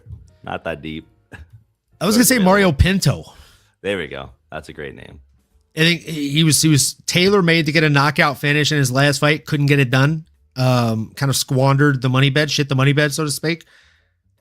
Put him against a real test in Thomas Petersen. If Thomas Petersen can go out there and control Mario Pinto, give him somebody ranked, bro. Like, not now, but right fucking now. You know what I mean? Like, right after he gets that win, you give him somebody ranked. And realistically, like, you jump the line a little bit, I think. Like, you give him an Ante Delija if he wins that fight. I don't think that's out of the ordinary to call. Yeah, what do you guys think of Pinto? I like Pinto. Too rich in fiber for you? I'm not mad at it. I prefer not to eat beans, but yes, I agree. Not mad at the I'm a big fan. Good for the heart. And other things. True. With that being said, let's talk about a flyweight fight. Let's talk about it. These little 125ers. Alessandro Costa and Stuart Nickel. Not a dime, not a quarter, but a nickel. Looks like he needed a quarter on Saturday night because he didn't realize it was going to cost a lot more than a nickel. You know what I'm saying? Nice. Come on. No way. That was solid. That was solid. We'll laugh through the crickets. Let's go.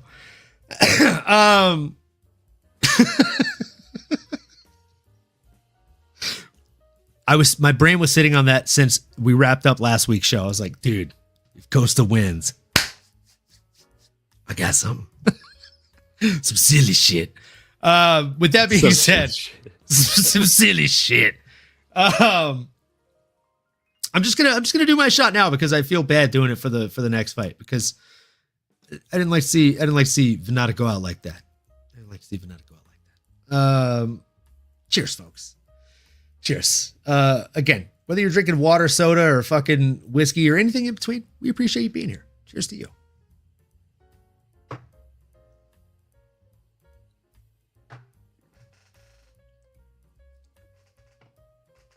Now, Nano, what were your thoughts on Nickel and Costa? I thought this was a fun fight, brother. I love the style of both these fighters. They came in, were putting their heads in each other's chests, biting down on the mouthpiece, willing to make it happen, mix it up. And that first round was pretty competitive. I thought even Nickel might have had maybe some better of the exchanges. Obviously, got more of the strikes.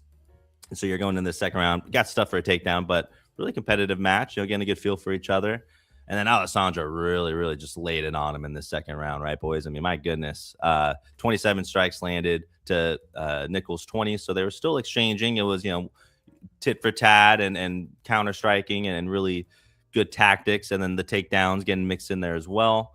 But then obviously that knockout, I mean, man, Alessandro Costa, absolute powerful. And I love the fact that not only was it in like the last few seconds there, but the fact that it was a liver shot, right to the body, like, from distance, it took his opponent a second or two and then quickly realized that's all I can handle today. And perfectly timed shot, perfectly placed, powerful, and fun fight for as long as it lasted.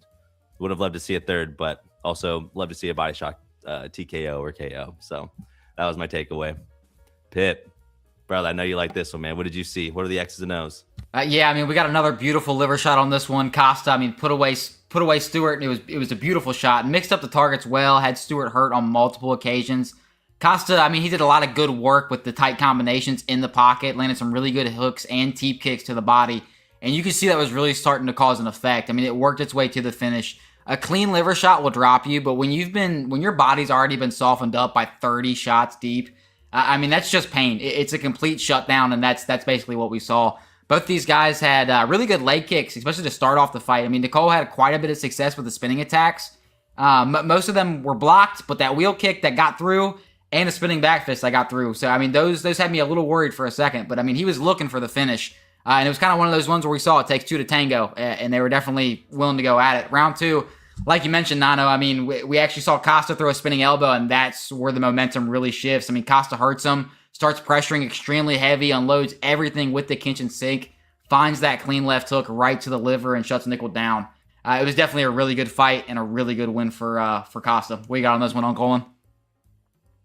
Yeah, the liver shot was absolutely nasty work, boys. And it's not often where we see a body shot finish in mixed martial arts, especially in the last like 5-10 years. We used to see it a lot in the Bas Rutten days, right? The El Guapo days. Liver shot, as he would yell. But we don't see it very often nowadays. And not only did we see it once on this card, we saw it multiple times, which is, I think, fairly noteworthy. I thought that he looked very, very good with the just the body work and footwork in general when he was moving in and out of range. And I mean, I couldn't be happier with his performance. Like I said, I just Nickel. What's crazy is like he landed the same amount of shots. It's not like he was doing terrible in this fight. And again, it's not an accuracy issue. 48.5% accuracy clip to 47.5% accuracy clip. And then if we look at significant strikes, the deficit closes a little bit, 48.3 to 47.5. It's just a matter of landing clean and landing shots that I like to call stacking pennies for a rainy day, right? With body shots, you don't know if they're gonna add up in round 1, round 2, round 3. If it's a 5-round fight, God forbid, round 5, 12-round boxing match, round 12, so on and so forth. But you know they're gonna stack up. They're gonna add up eventually. And he started stacking those pennies for a rainy day in round 1. And his opponent ignored them a little bit too much. He let those get through. And I'm not saying that Nickel made a huge fundamental mistake, right? Or that he was doing wrong by letting them through and kind of leaving himself in the pocket like that. He was protecting his head. He was worried about the headshots coming through. But there's a trade-off there. You're eating the body shots to protect your head. So great fucking performance by Nickel, man. I thought the guy looked really, really strong in there. And just another flyweight prospect is kind of born in Alessandro Costa, getting the win over Nickel. What do I think is next for him? I mean, this is tough because this is a very, very, very, very, very stacked division.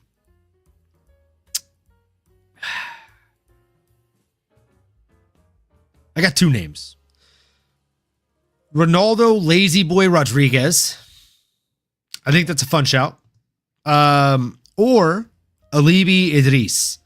I know he's coming off of a win, but I'm not sure if you guys know that win was overturned to a no contest. He failed the doping test. So that being said, got to be penalized. You should have to fight down, and fighting down is Alessandro Costa, unfortunately.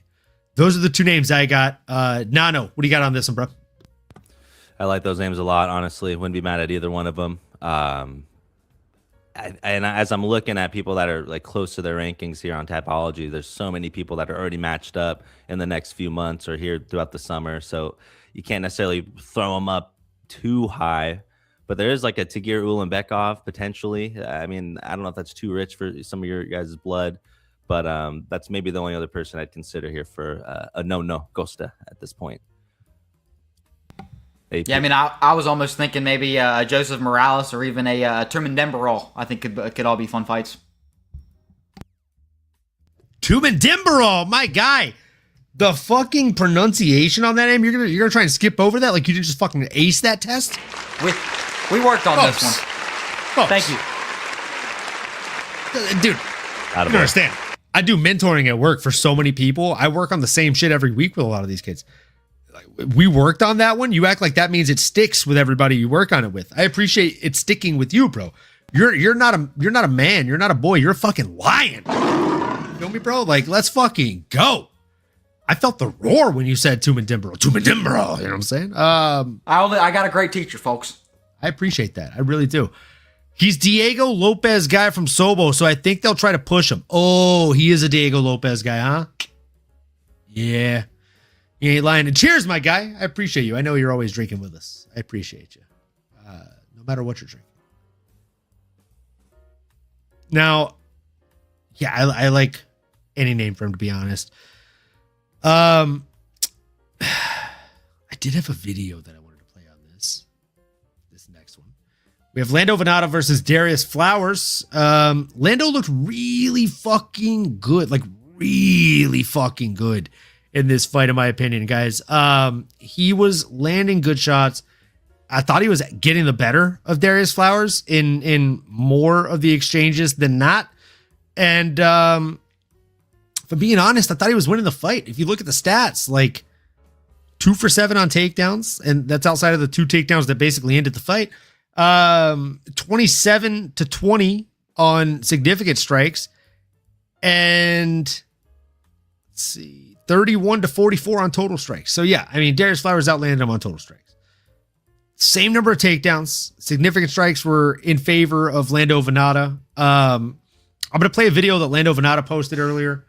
I am going to say and play the video here. We do not own the rights to these videos. Lando posted this video on his Instagram, and the video clip that he played that I mostly cut out. Zuffa, UFC, talking to you. You guys own the rights. Paramount Plus. You know what I'm saying? TKO, whoever's coming after me. Don't hit me with the DCMA or DMCA, whatever the fuck it's called. Don't do that, please. I appreciate it. It's not my video, right?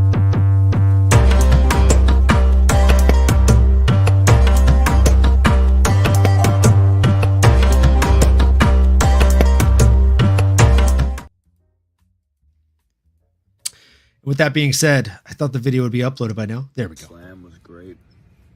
Beautiful job. It did not mess up my rib. My ribs are fine. But it did give me the second worst liver shot I ever had in my life. Here's the first.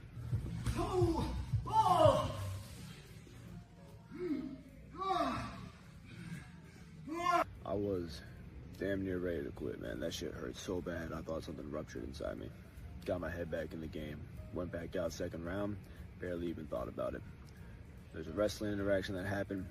Darrius hit me with a beautiful Sotogari, and all credit to him, but listen to what happens. We smashed heads so hard.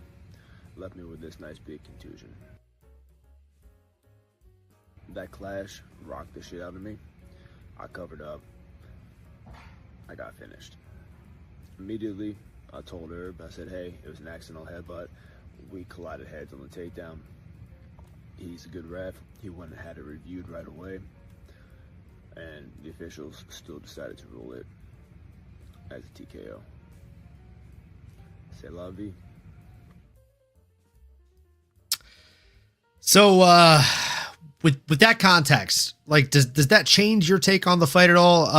Obviously he was hurt. The body shot had him hurt, but I thought he was wincing like that from the body shot when he got tripped or swept in that Inagari, as he said, in the second round.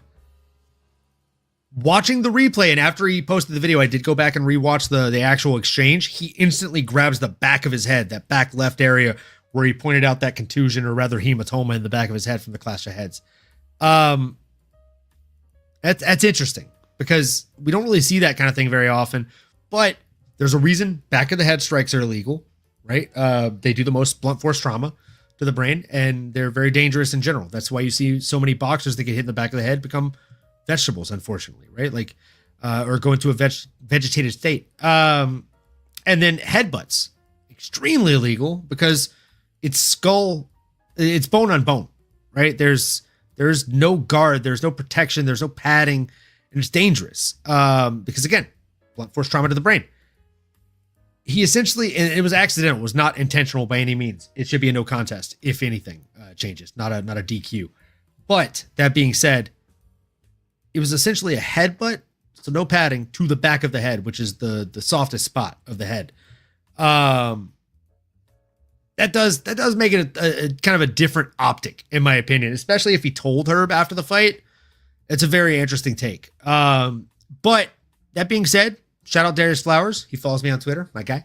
And shout out to him for the slam, because slams nowadays, more often than not, they've become this kind of, I don't want to say like optic or visual thing, but they almost have, right? Like, oh, you're on my arm, I'm going to slam you. But there's no proper technique to it. There's no proper technique to trying to be malicious and hurt people with it. When John Jones does something, even if it's in the clinch and grabbing your shoulder, I hate it, but he's malicious with the intent. He's trying to pull your shoulder out of socket. He's trying to disarm you, literally and figuratively, moving forward in the fight. So I was very impressed. I thought it was fantastic, bro. Like the way that he slammed him, the way that he came down, his shoulder dug into the fucking liver, and just, that's painful as fuck, bro. That's painful as fuck. Like he said, second worst liver shot he's ever received in his life.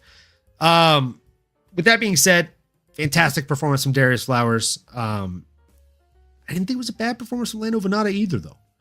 I don't think he loses a ton of stock in this fight. If he wants to keep fighting for the UFC, I think they'll probably keep giving him the call. Like I said, he is, if he has any allergies, I would imagine at the top of the list is a boring fight.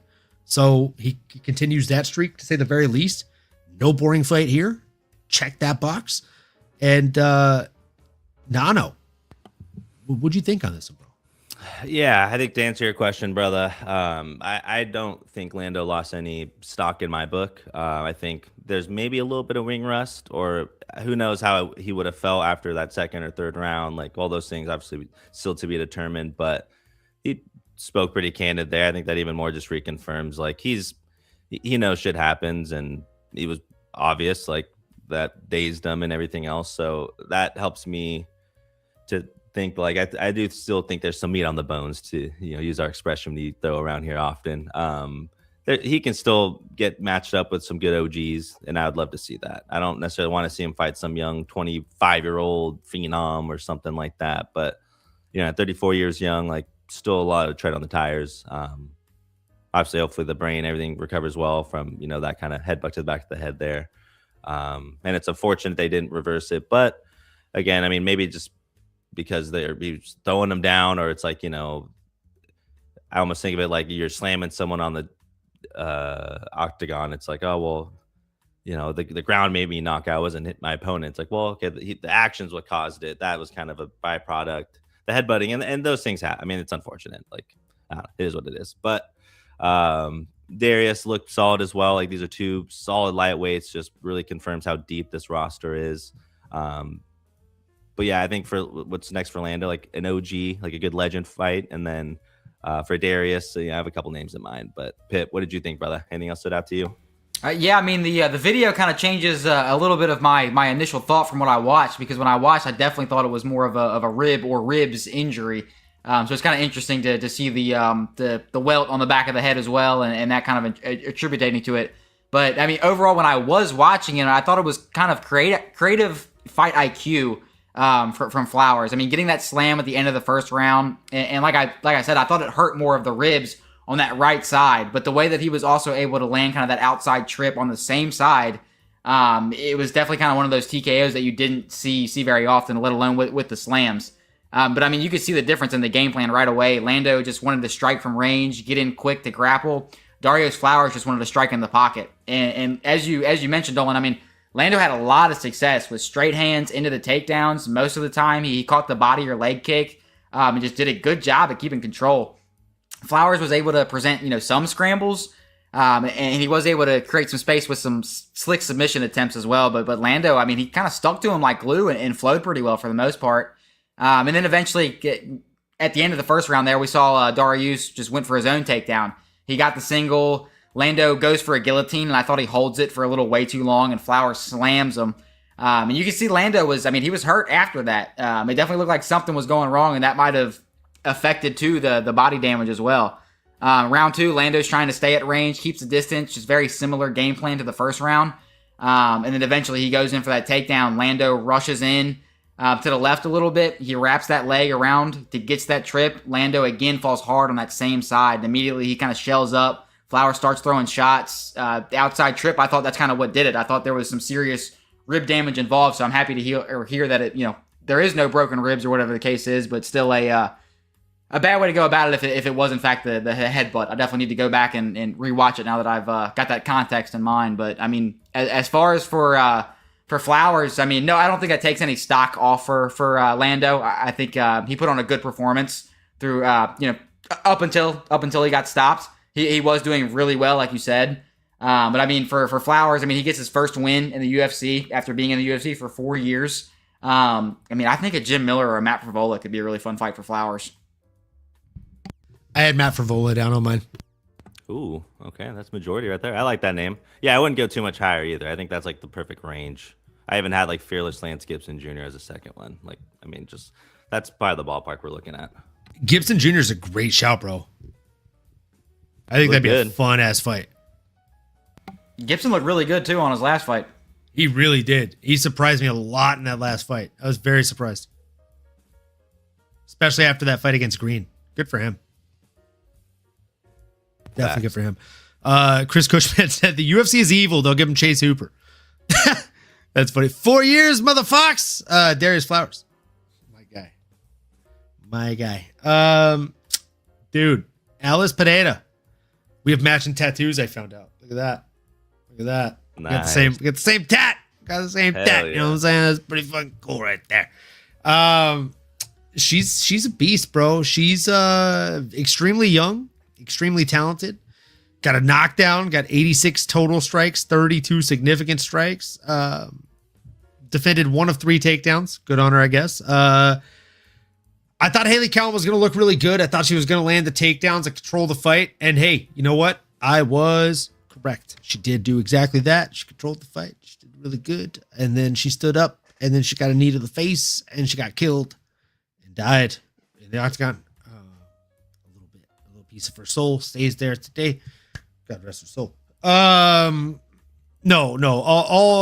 All jokes and sad violins aside.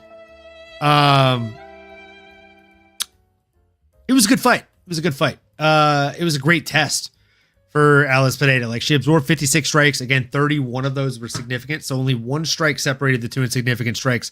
I think it was the knee, guys. I think it was the knee. That was the one extra one. That could have done it. That could have done it. That could have been the one, folks. It was a good knee. It was one of the better women's knockouts I think I've ever fucking seen. Ever. You remember Barber Grasso? I do. So that was the nastiest knockout. Or are you talking about knees? Knee finishes? No. I'm saying just pure knockouts, because she was out cold.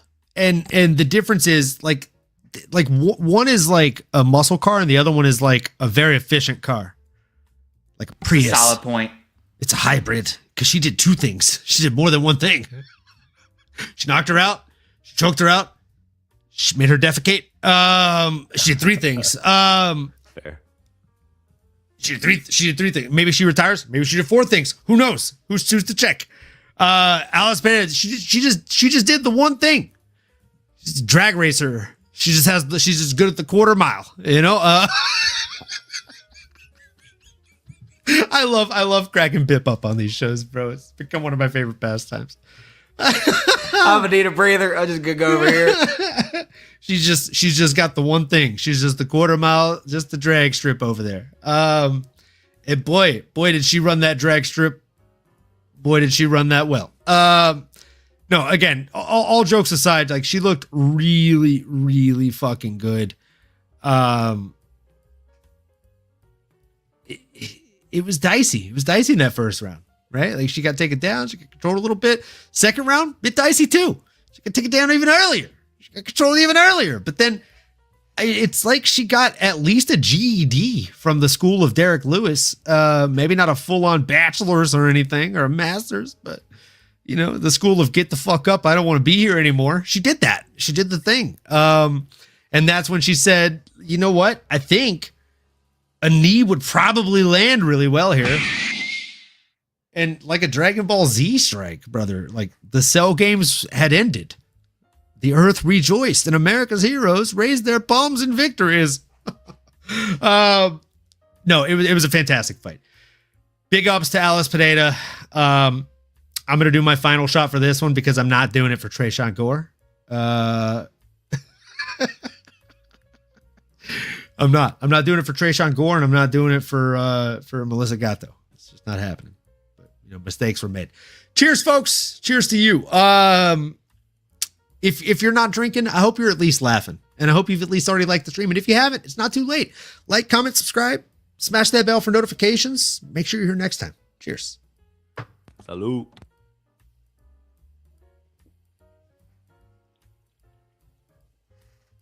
Her boxing needs work. Why did Cowan let her up? Poor fight IQ.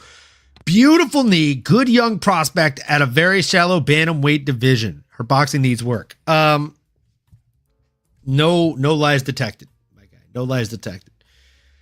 Her boxing needs work. Her takedown defense needs a lot of work. Because Haley Cowan's good, but she's not great anywhere. I said this last week. If there was a spot where she's great, it's her takedowns. And they're not top tier. They're subpar in comparison to the upper echelon of the women's bantamweight division. And I say that as Chris Cushman said, in a very shallow bantamweight division. So as she gets up to top 10, top 15 even, she's going to have a tough time with a lot of these chicks taking her down and keeping her there. Before I jump into that problem and what it ensues, I think I'll let Nano go first next time. Pip, what you got, brother? Yeah, I mean, like you said, I mean, it's a nasty knee from Periera to get that KO. I mean, if she can make some adjustments, especially in the grappling, like you said, I mean, I think her striking can give a lot of these girls, like where the level's already at, I think it can already give a lot of these girls some problems. But if she needs to work on that takedown defense 100%, and even just work on getting up off of her back. But I mean, Periera had a lot of success in the striking at range. I mean, long shots over the hooks, even had some good Superman punches as well. And she had Haley leaking from that nose early. But Cushman, like you said, I mean, a really bad IQ moment from Haley. Periera was on her back for a very long time. Big issues, just holding on to Haley on top of her. She just wasted a lot of time, really. Finally found a way to create some space, but the IQ was the issue for Haley. I mean, she didn't jump back on. We saw in the first round, you struggled the most with the striking, and then you basically just let her stand up. Not even 10 seconds later, I mean, she times Haley coming in, lands a perfect knee, puts her out, and honestly, the follow-up shots weren't even needed. It was a very good way for Periera to get back in the win column. So I'm definitely she needs to work on her defense, but she's young. I think she can make some rapid improvements, but she's definitely a girl that I think I'm going to be keeping an eye on for sure. Oh yeah, 100%. I mean, listen, this girl, obviously, for as young as she is, and to have that kind of power and to be this talented and to just be in the UFC octagon is commendable. Like, she's absolute ready for the big show and to continue to progress in her career. I mean, that was a great performance. But yeah, let's call it what it is. She's not ready to be a champion, right? There is still some holes in the game. I think a little raw. And like you guys I've mentioned, I think a good training camp, whether it's at a good Muay Thai gym or a boxing gym or just really sharpening in on the grappling or being on your back and knowing what people are going to try to do to you up against the fence or grabbing your leg. All those things are going to help her out, but it did feel at times, though they were landing heavy and with purpose, they were a little slow or sluggish, or just maybe I just didn't like. I don't know. But yeah, I think it just, to me, it felt like it could be cleaner as far as the striking is concerned. But that's being nitpicky. I mean, that knee, to be able to do that, I think part of it's just she's so gosh darn tall and doesn't take much for her opponent to maybe just be loading up into a shot or actually changing levels, and caught her right on the kisser. But great performance, great win for Alice Pereira, and I'm excited to see what's next. Well, it's a short list of fighters. I mean, I think anyone that's close to being ranked or is ranked, like, I think she's might as well see it, right? Get that Raul Rosas treatment. Gee wee wees. Let's go. What do you think of MMAnomaly? Give her the Raul Rosas treatment, he said. I mean, do you think she's ready for all of that? That's a lot, bro. Probably. I mean, learn. If I'm being honest, like the question I'd have for you guys is, like, do we want to see her fight a top 15, or do we want to see her work her way up? If we want to see her work her way up, I have two options for you. Okay, I've got Claudia Segula. I think that one makes a lot of sense from just where they stand in a meritocracy standpoint. And then outside of that, like, I don't know, man, maybe like did Miesha Tate officially retire after her last fight? She didn't, right? I feel like I thought she did, but she could still be fighting. If she retired, I'm happy with that. Like, the fight that I'd rather have is the one that I already said. But again, if we want to see her fight her way up into the rankings, there is a name that makes a lot of sense to me in the top 15. She's coming off 3 back-to-back decision losses. I'm talking about a Macy Chasson. Again, like, if we're talking about people that she matches up well with, Macy Chasson is a kickboxer, in my opinion. Like, it's a good matchup for her stylistically. I don't think there's a ton of kind of opposition that she's going to face outside of the striking game. Miesha Tate, if she is still fighting, is a tougher fight for her. Make no mistake about that. If she doesn't mind waiting, though,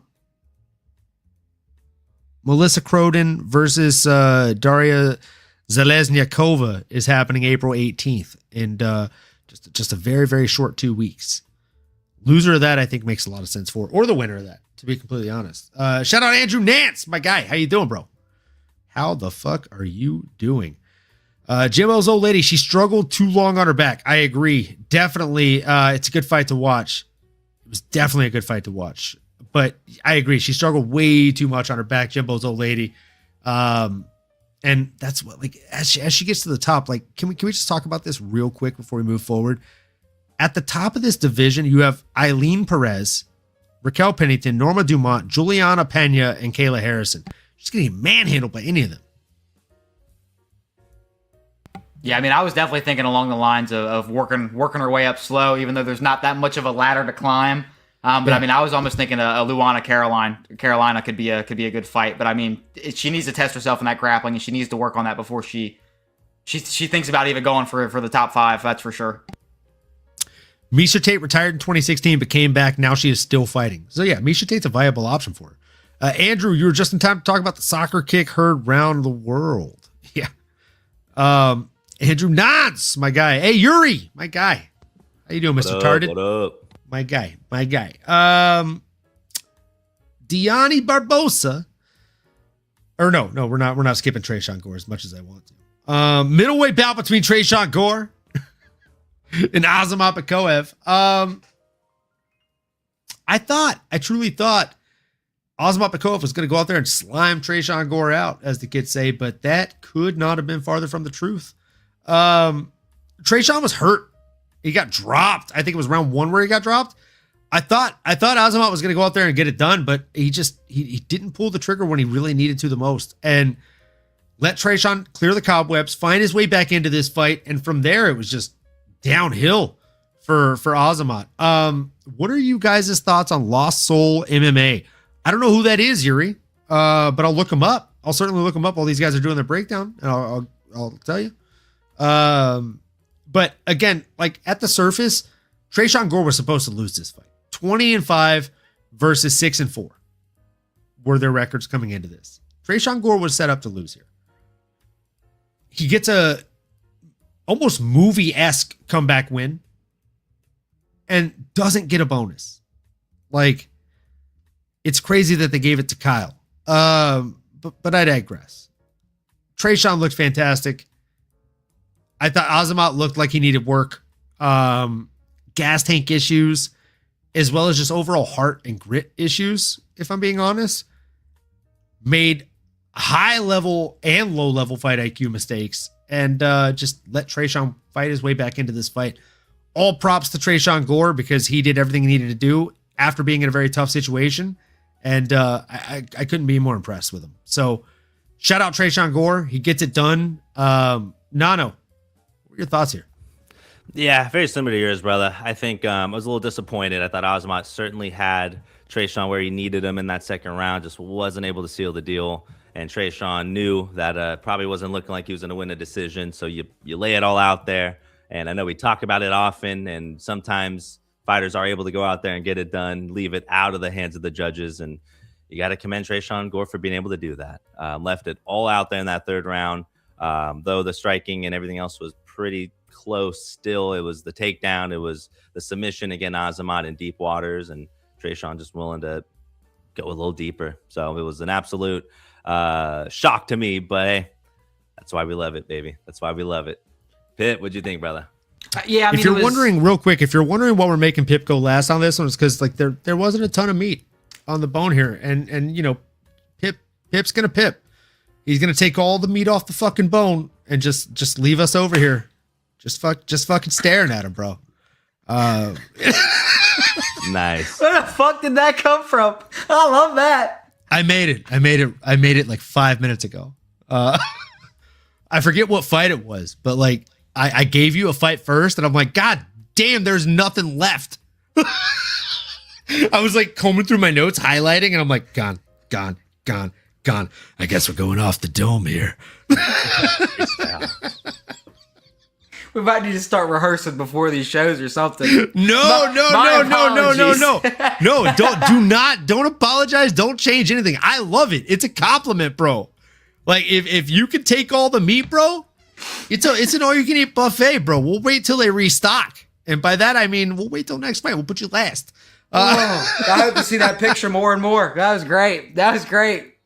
For the people that are just joining, just an absolute depiction of our guy, Alex Pip's Piano Tips, taking all the meat off the bone on these fight breakdowns, bro. I love the shock on Nano's face, too. He just looks disgusted. That's what's getting me. Yeah, I'm so concerned. Nano looks like so concerned, and I'm just like disgusted. Yes, you look disgusted. Like I'm like, bro, could you fucking not? And that Pip's like, why am I still eating? why is he looking? I'm so full. I'm so full. I can't stop. Like, this is the third fight I've done this on, but it's a fresh piece of meat. I need it. Mama ain't raising no bitch. Exactly. So speaking of meat on the bone, I'm sure there's plenty left for you here. Tresean Gore versus Yakhyaev. Let me give it a shot. It was an interesting fight. It was kind of one of these. You're not going to see any of these guys fight for titles anytime soon for sure. But both guys had interesting moments. I mean, Yakhyaev he had some good kicks. I mean, he even got the head kick up there a few times, really quick and really snappy with it. And really good hard body kicks as well. Gore found more success in that boxing. I mean, snapped that jab out, landed heavy hooks and good straights. And the footwork from Gore was kind of one of those moments where it actually surprised me a little bit. I mean, he showed the ability to go side to side. He was throwing feints. Like, he's got potential. He just doesn't use it as much as I think he should. And his corner was out there telling him to trust himself as well. And I like that. I mean, he was getting hesitant when he ate the body kicks or when he would catch a leg kick. I mean, he was almost thinking too much. Gore was just reacting a lot in the pocket. When they started trading and letting it go, I mean, he was finding success. And he still showed some grit out there as well. I mean, after that first half in round one, it was a really good fight. And they started trading. Both guys were in the pocket. They were both landing takedowns. Gore started to find that leg kick. And Yakhyaev just had to switch stances. You could see that tide switch in the start of the third round when Gore was pressuring. Controlled Yakhyaev on the ground. Then he knew the cardio was fading quick. Yakhyaev was shooting in sloppy, and Gore found another version of that guillotine. I mean, that's 3 wins in the UFC for Gore, and they have all been by guillotine. I mean, I guess he's just an elite BJJ grappler at this point. Bruh. I mean, I gotta say, even when we leave him last. This motherfucker don't miss. No, he's fucking good. That motherfucker don't miss, man. Let him He's cook. good. In the heat of battle, he don't miss. No. In the heat of controversy, he don't miss. No. Bye, voicey. No. He don't miss. The guy doesn't miss. I appreciate it. No, honestly, great breakdown, bro. And please don't change the breakdowns. Like we want you to take as much meat off the bone as possible. That's why we constantly ask you to come back. Like the analysis is on point, and that's why the people come back, bro. So with a win over Azamat, like what should be next for this guy? I like a Brad Tavares. Ooh, is he still fighting? Did he retire? No, the Eric Anders retired. Brad Tavares still wants to continue. I like that shout, actually. That's a great shout. You was talking about Kamza, bro. Which is crazy. That's pretty crazy. That's crazy. That's crazy work. Yeah, on the low end, I would say maybe like a Yusri Belgrui. Oh, there you go. And on the high end, a Roman Dolidze. I love that matchup for Usry. Yeah, same. Yeah, I think I like that. I think I like Usury. I'll go with that one too. I think it's a fun shout. Women's flyweight, we got 2 left, folks. Women's flyweight bout between Dione Barbosa and Melissa Gatto. Nano, I'll let you take the lead on this one. What were your thoughts on this women's flyweight bout? Yeah, interesting one, right? I mean, obviously we insinuated earlier about the soccer kick heard around the world. This was the fight that had happened. I think it definitely changed the course of this fight. Dione Barbosa got her hand raised, outlanded her opponent, was more efficient with the takedowns. Just that, and the head kick was brutal. I think you got to commend Melissa Gatto for being willing to spare one of her 9 lives. I say that because Gato means cat in Spanish, and she might have lost one after that kick. And just looking at that welt on her head, my goodness, just can only commend her for being willing to stick with it. But that's fucking illegal. Yeah, federal fucking prison. I mean, Pitt, what did you think, brother? What did you think of the fight? What did you think of the kick? Yeah, I mean, it was an interesting fight to say the least. I mean, Barbosa gets kind of that. She got a KO basically in the second round due to an illegal strike. She got separated from her conscious. 5 minutes later, I walked back into the room and I said, "Whoa! How are they still fighting?" I was so confused. I walked out, had my smoke break. I was thinking this fight's going to be a DQ or a no contest, but apparently, if y'all missed it, they gave her 5 minutes to recover. They took a point from Barbosa and they just went back to it. Essentially, I mean, both of these girls were finding good straight hands. Gatto was, had more shots at range. Barbosa was doing a better job just cutting angles, setting up shots. Gatto shot in for that single, and that's, perfectly reversed the position. And that's kind of where we saw some of those issues. She landed several well-timed shots on top, held Barbosa, and whenever she was on top as well, I mean, whoever was on top was winning. Both girls really struggled, I thought, fighting off of their back, especially at higher competition. A lot of these reversals and sweeps that they did get, I think, won't be effective at a higher level. But it was really the soccer fight that kind of made this fight so weird and interesting. I mean, once we got back to the fight, it was your typical prelim fight. I mean, Barbosa was able to pull ahead just with more strikes, and she got the majority decision. But yeah, I thought for sure that was. I don't know why they let her get back up. I mean, this isn't boxing. I don't know why we have the 5 minute count or whatever it's going to be fucking now, but. That should have been a DQ or a no contest at the least. What'd you think on this one? I completely agree with you, Pip. Completely agree with you there, nephew. Like real talk, this is one of those situations where the rules need to be enforced. And Chris Cushman, I'm going to pull this up because I agree with you to an extent, but I firmly disagree with you to a different extent. This fighter should be a KO. Unified rule set is a joke. By the way, Risen is on this weekend. Shout out for you being a real one, a real MMA head watching Risen, my guy. The difference is soccer kicks are legal to a grounded opponent in Risen, and they're not legal in the UFC. Whether you think the unified rule set is a joke or not, you are a great component of our chat. We love having you here, but you're not a fighter, or at least not one of the UFC to my knowledge. If you were, I don't think you would throw a fucking soccer kick to a grounded opponent because you value your job, right? Like, if I work in a corporate office, which I do, wearing pants is a very, very valid, firm part of my job. So I show up every day to work when I do go to the office with pants, okay? If you're a stripper, pants, not super necessary, as Jorge Masvidal would say. You're not going to get fired if you don't show up with pants. Risen, UFC. There's different rules for different workplaces. You know that when you sign the employee contract. Or the independent contractor contract, as the UFC fighters typically do. So it's I agree with you. Yes, soccer kicks should be legal, but the fact of the matter is they're not. The right to sanction combat in the street should be fucking legal. You know what I'm saying? If I say I want to fight you, you say you want to fight me, in Seattle, it's legal. In most other places in the US, it's not. In one place, you go to jail. In the other place, you make it on YouTube. You get big hits. Maybe you get paid for it. But there are different rules for different places. You got to play by those rules. And in the UFC, I just genuinely agree with my guy here to my far right. It was a soccer kick heard around the world. And we're talking more about the soccer kick than the fight because the fight itself was just another flyweight fight. But the illegal moment was something that made shocks. It's something that made waves, and it's something that should have been penalized more than a fucking point in a 5 minute break.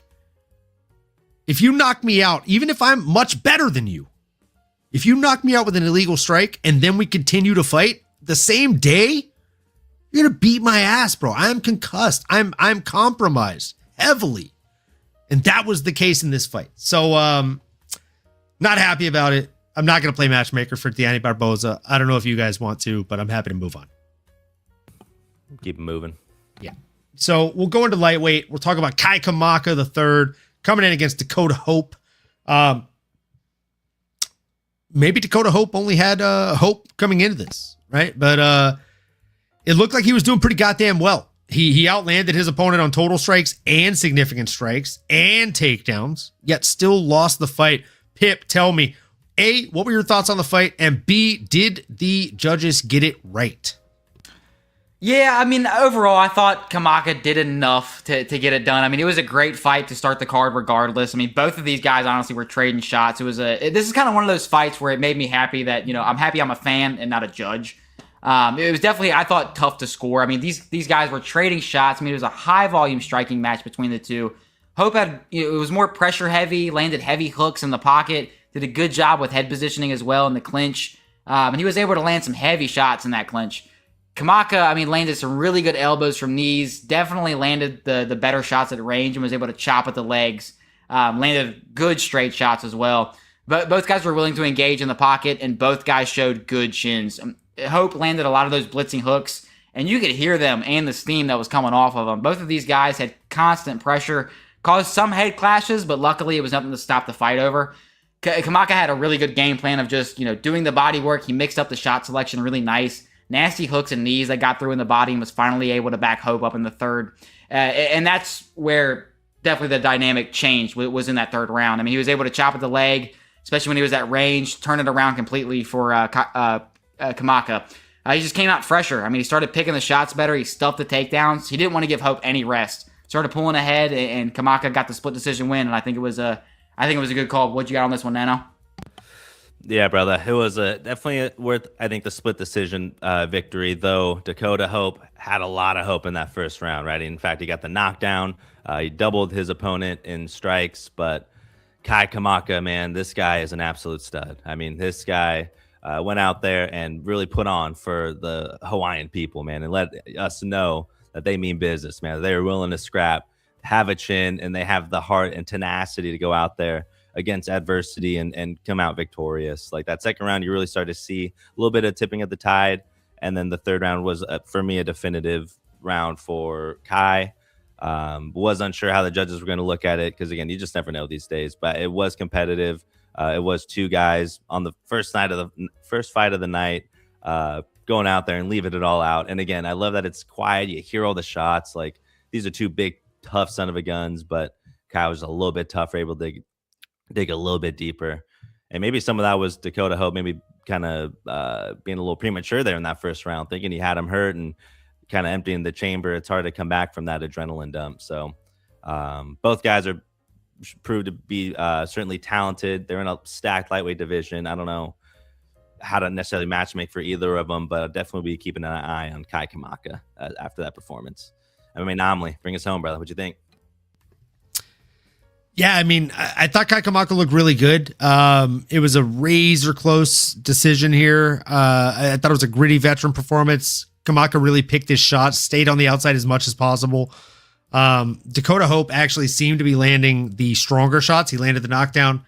But Kai just, again, very, very well-rounded, got his wherewithal and wits around him, and controlled the rest of the fight, controlled the distance. Very, very close. Like I said, he got outlanded on total and significant strikes, but did just enough to get the nod by at least two judges here. So solid fight, not the greatest performance he could have had, but still, a win is a win is a win is a win, right? As far as for what's next for him, we give him the bad bone fame, Ishmael.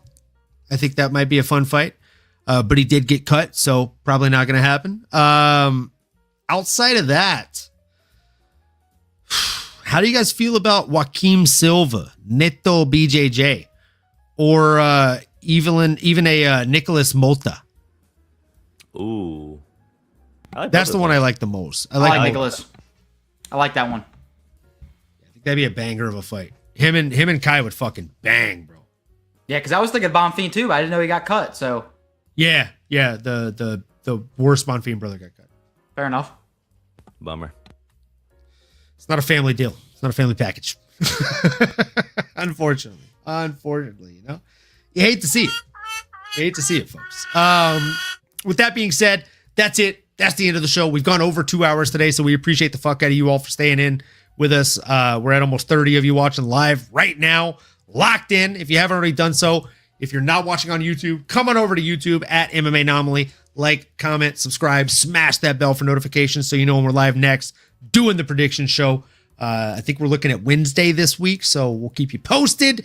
But otherwise, look, we hope you cashed on your bets. We're up units this week, still working on getting net positive for the year.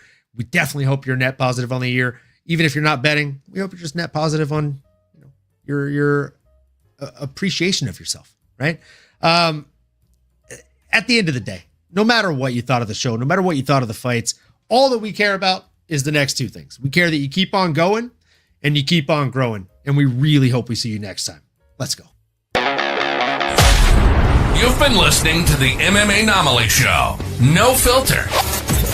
As you may have been able to tell, we dig the MMA, and our passion is to dive deep into the upcoming fights, give you our expert breakdowns, and help you make sense of all the chaos that is the fight game.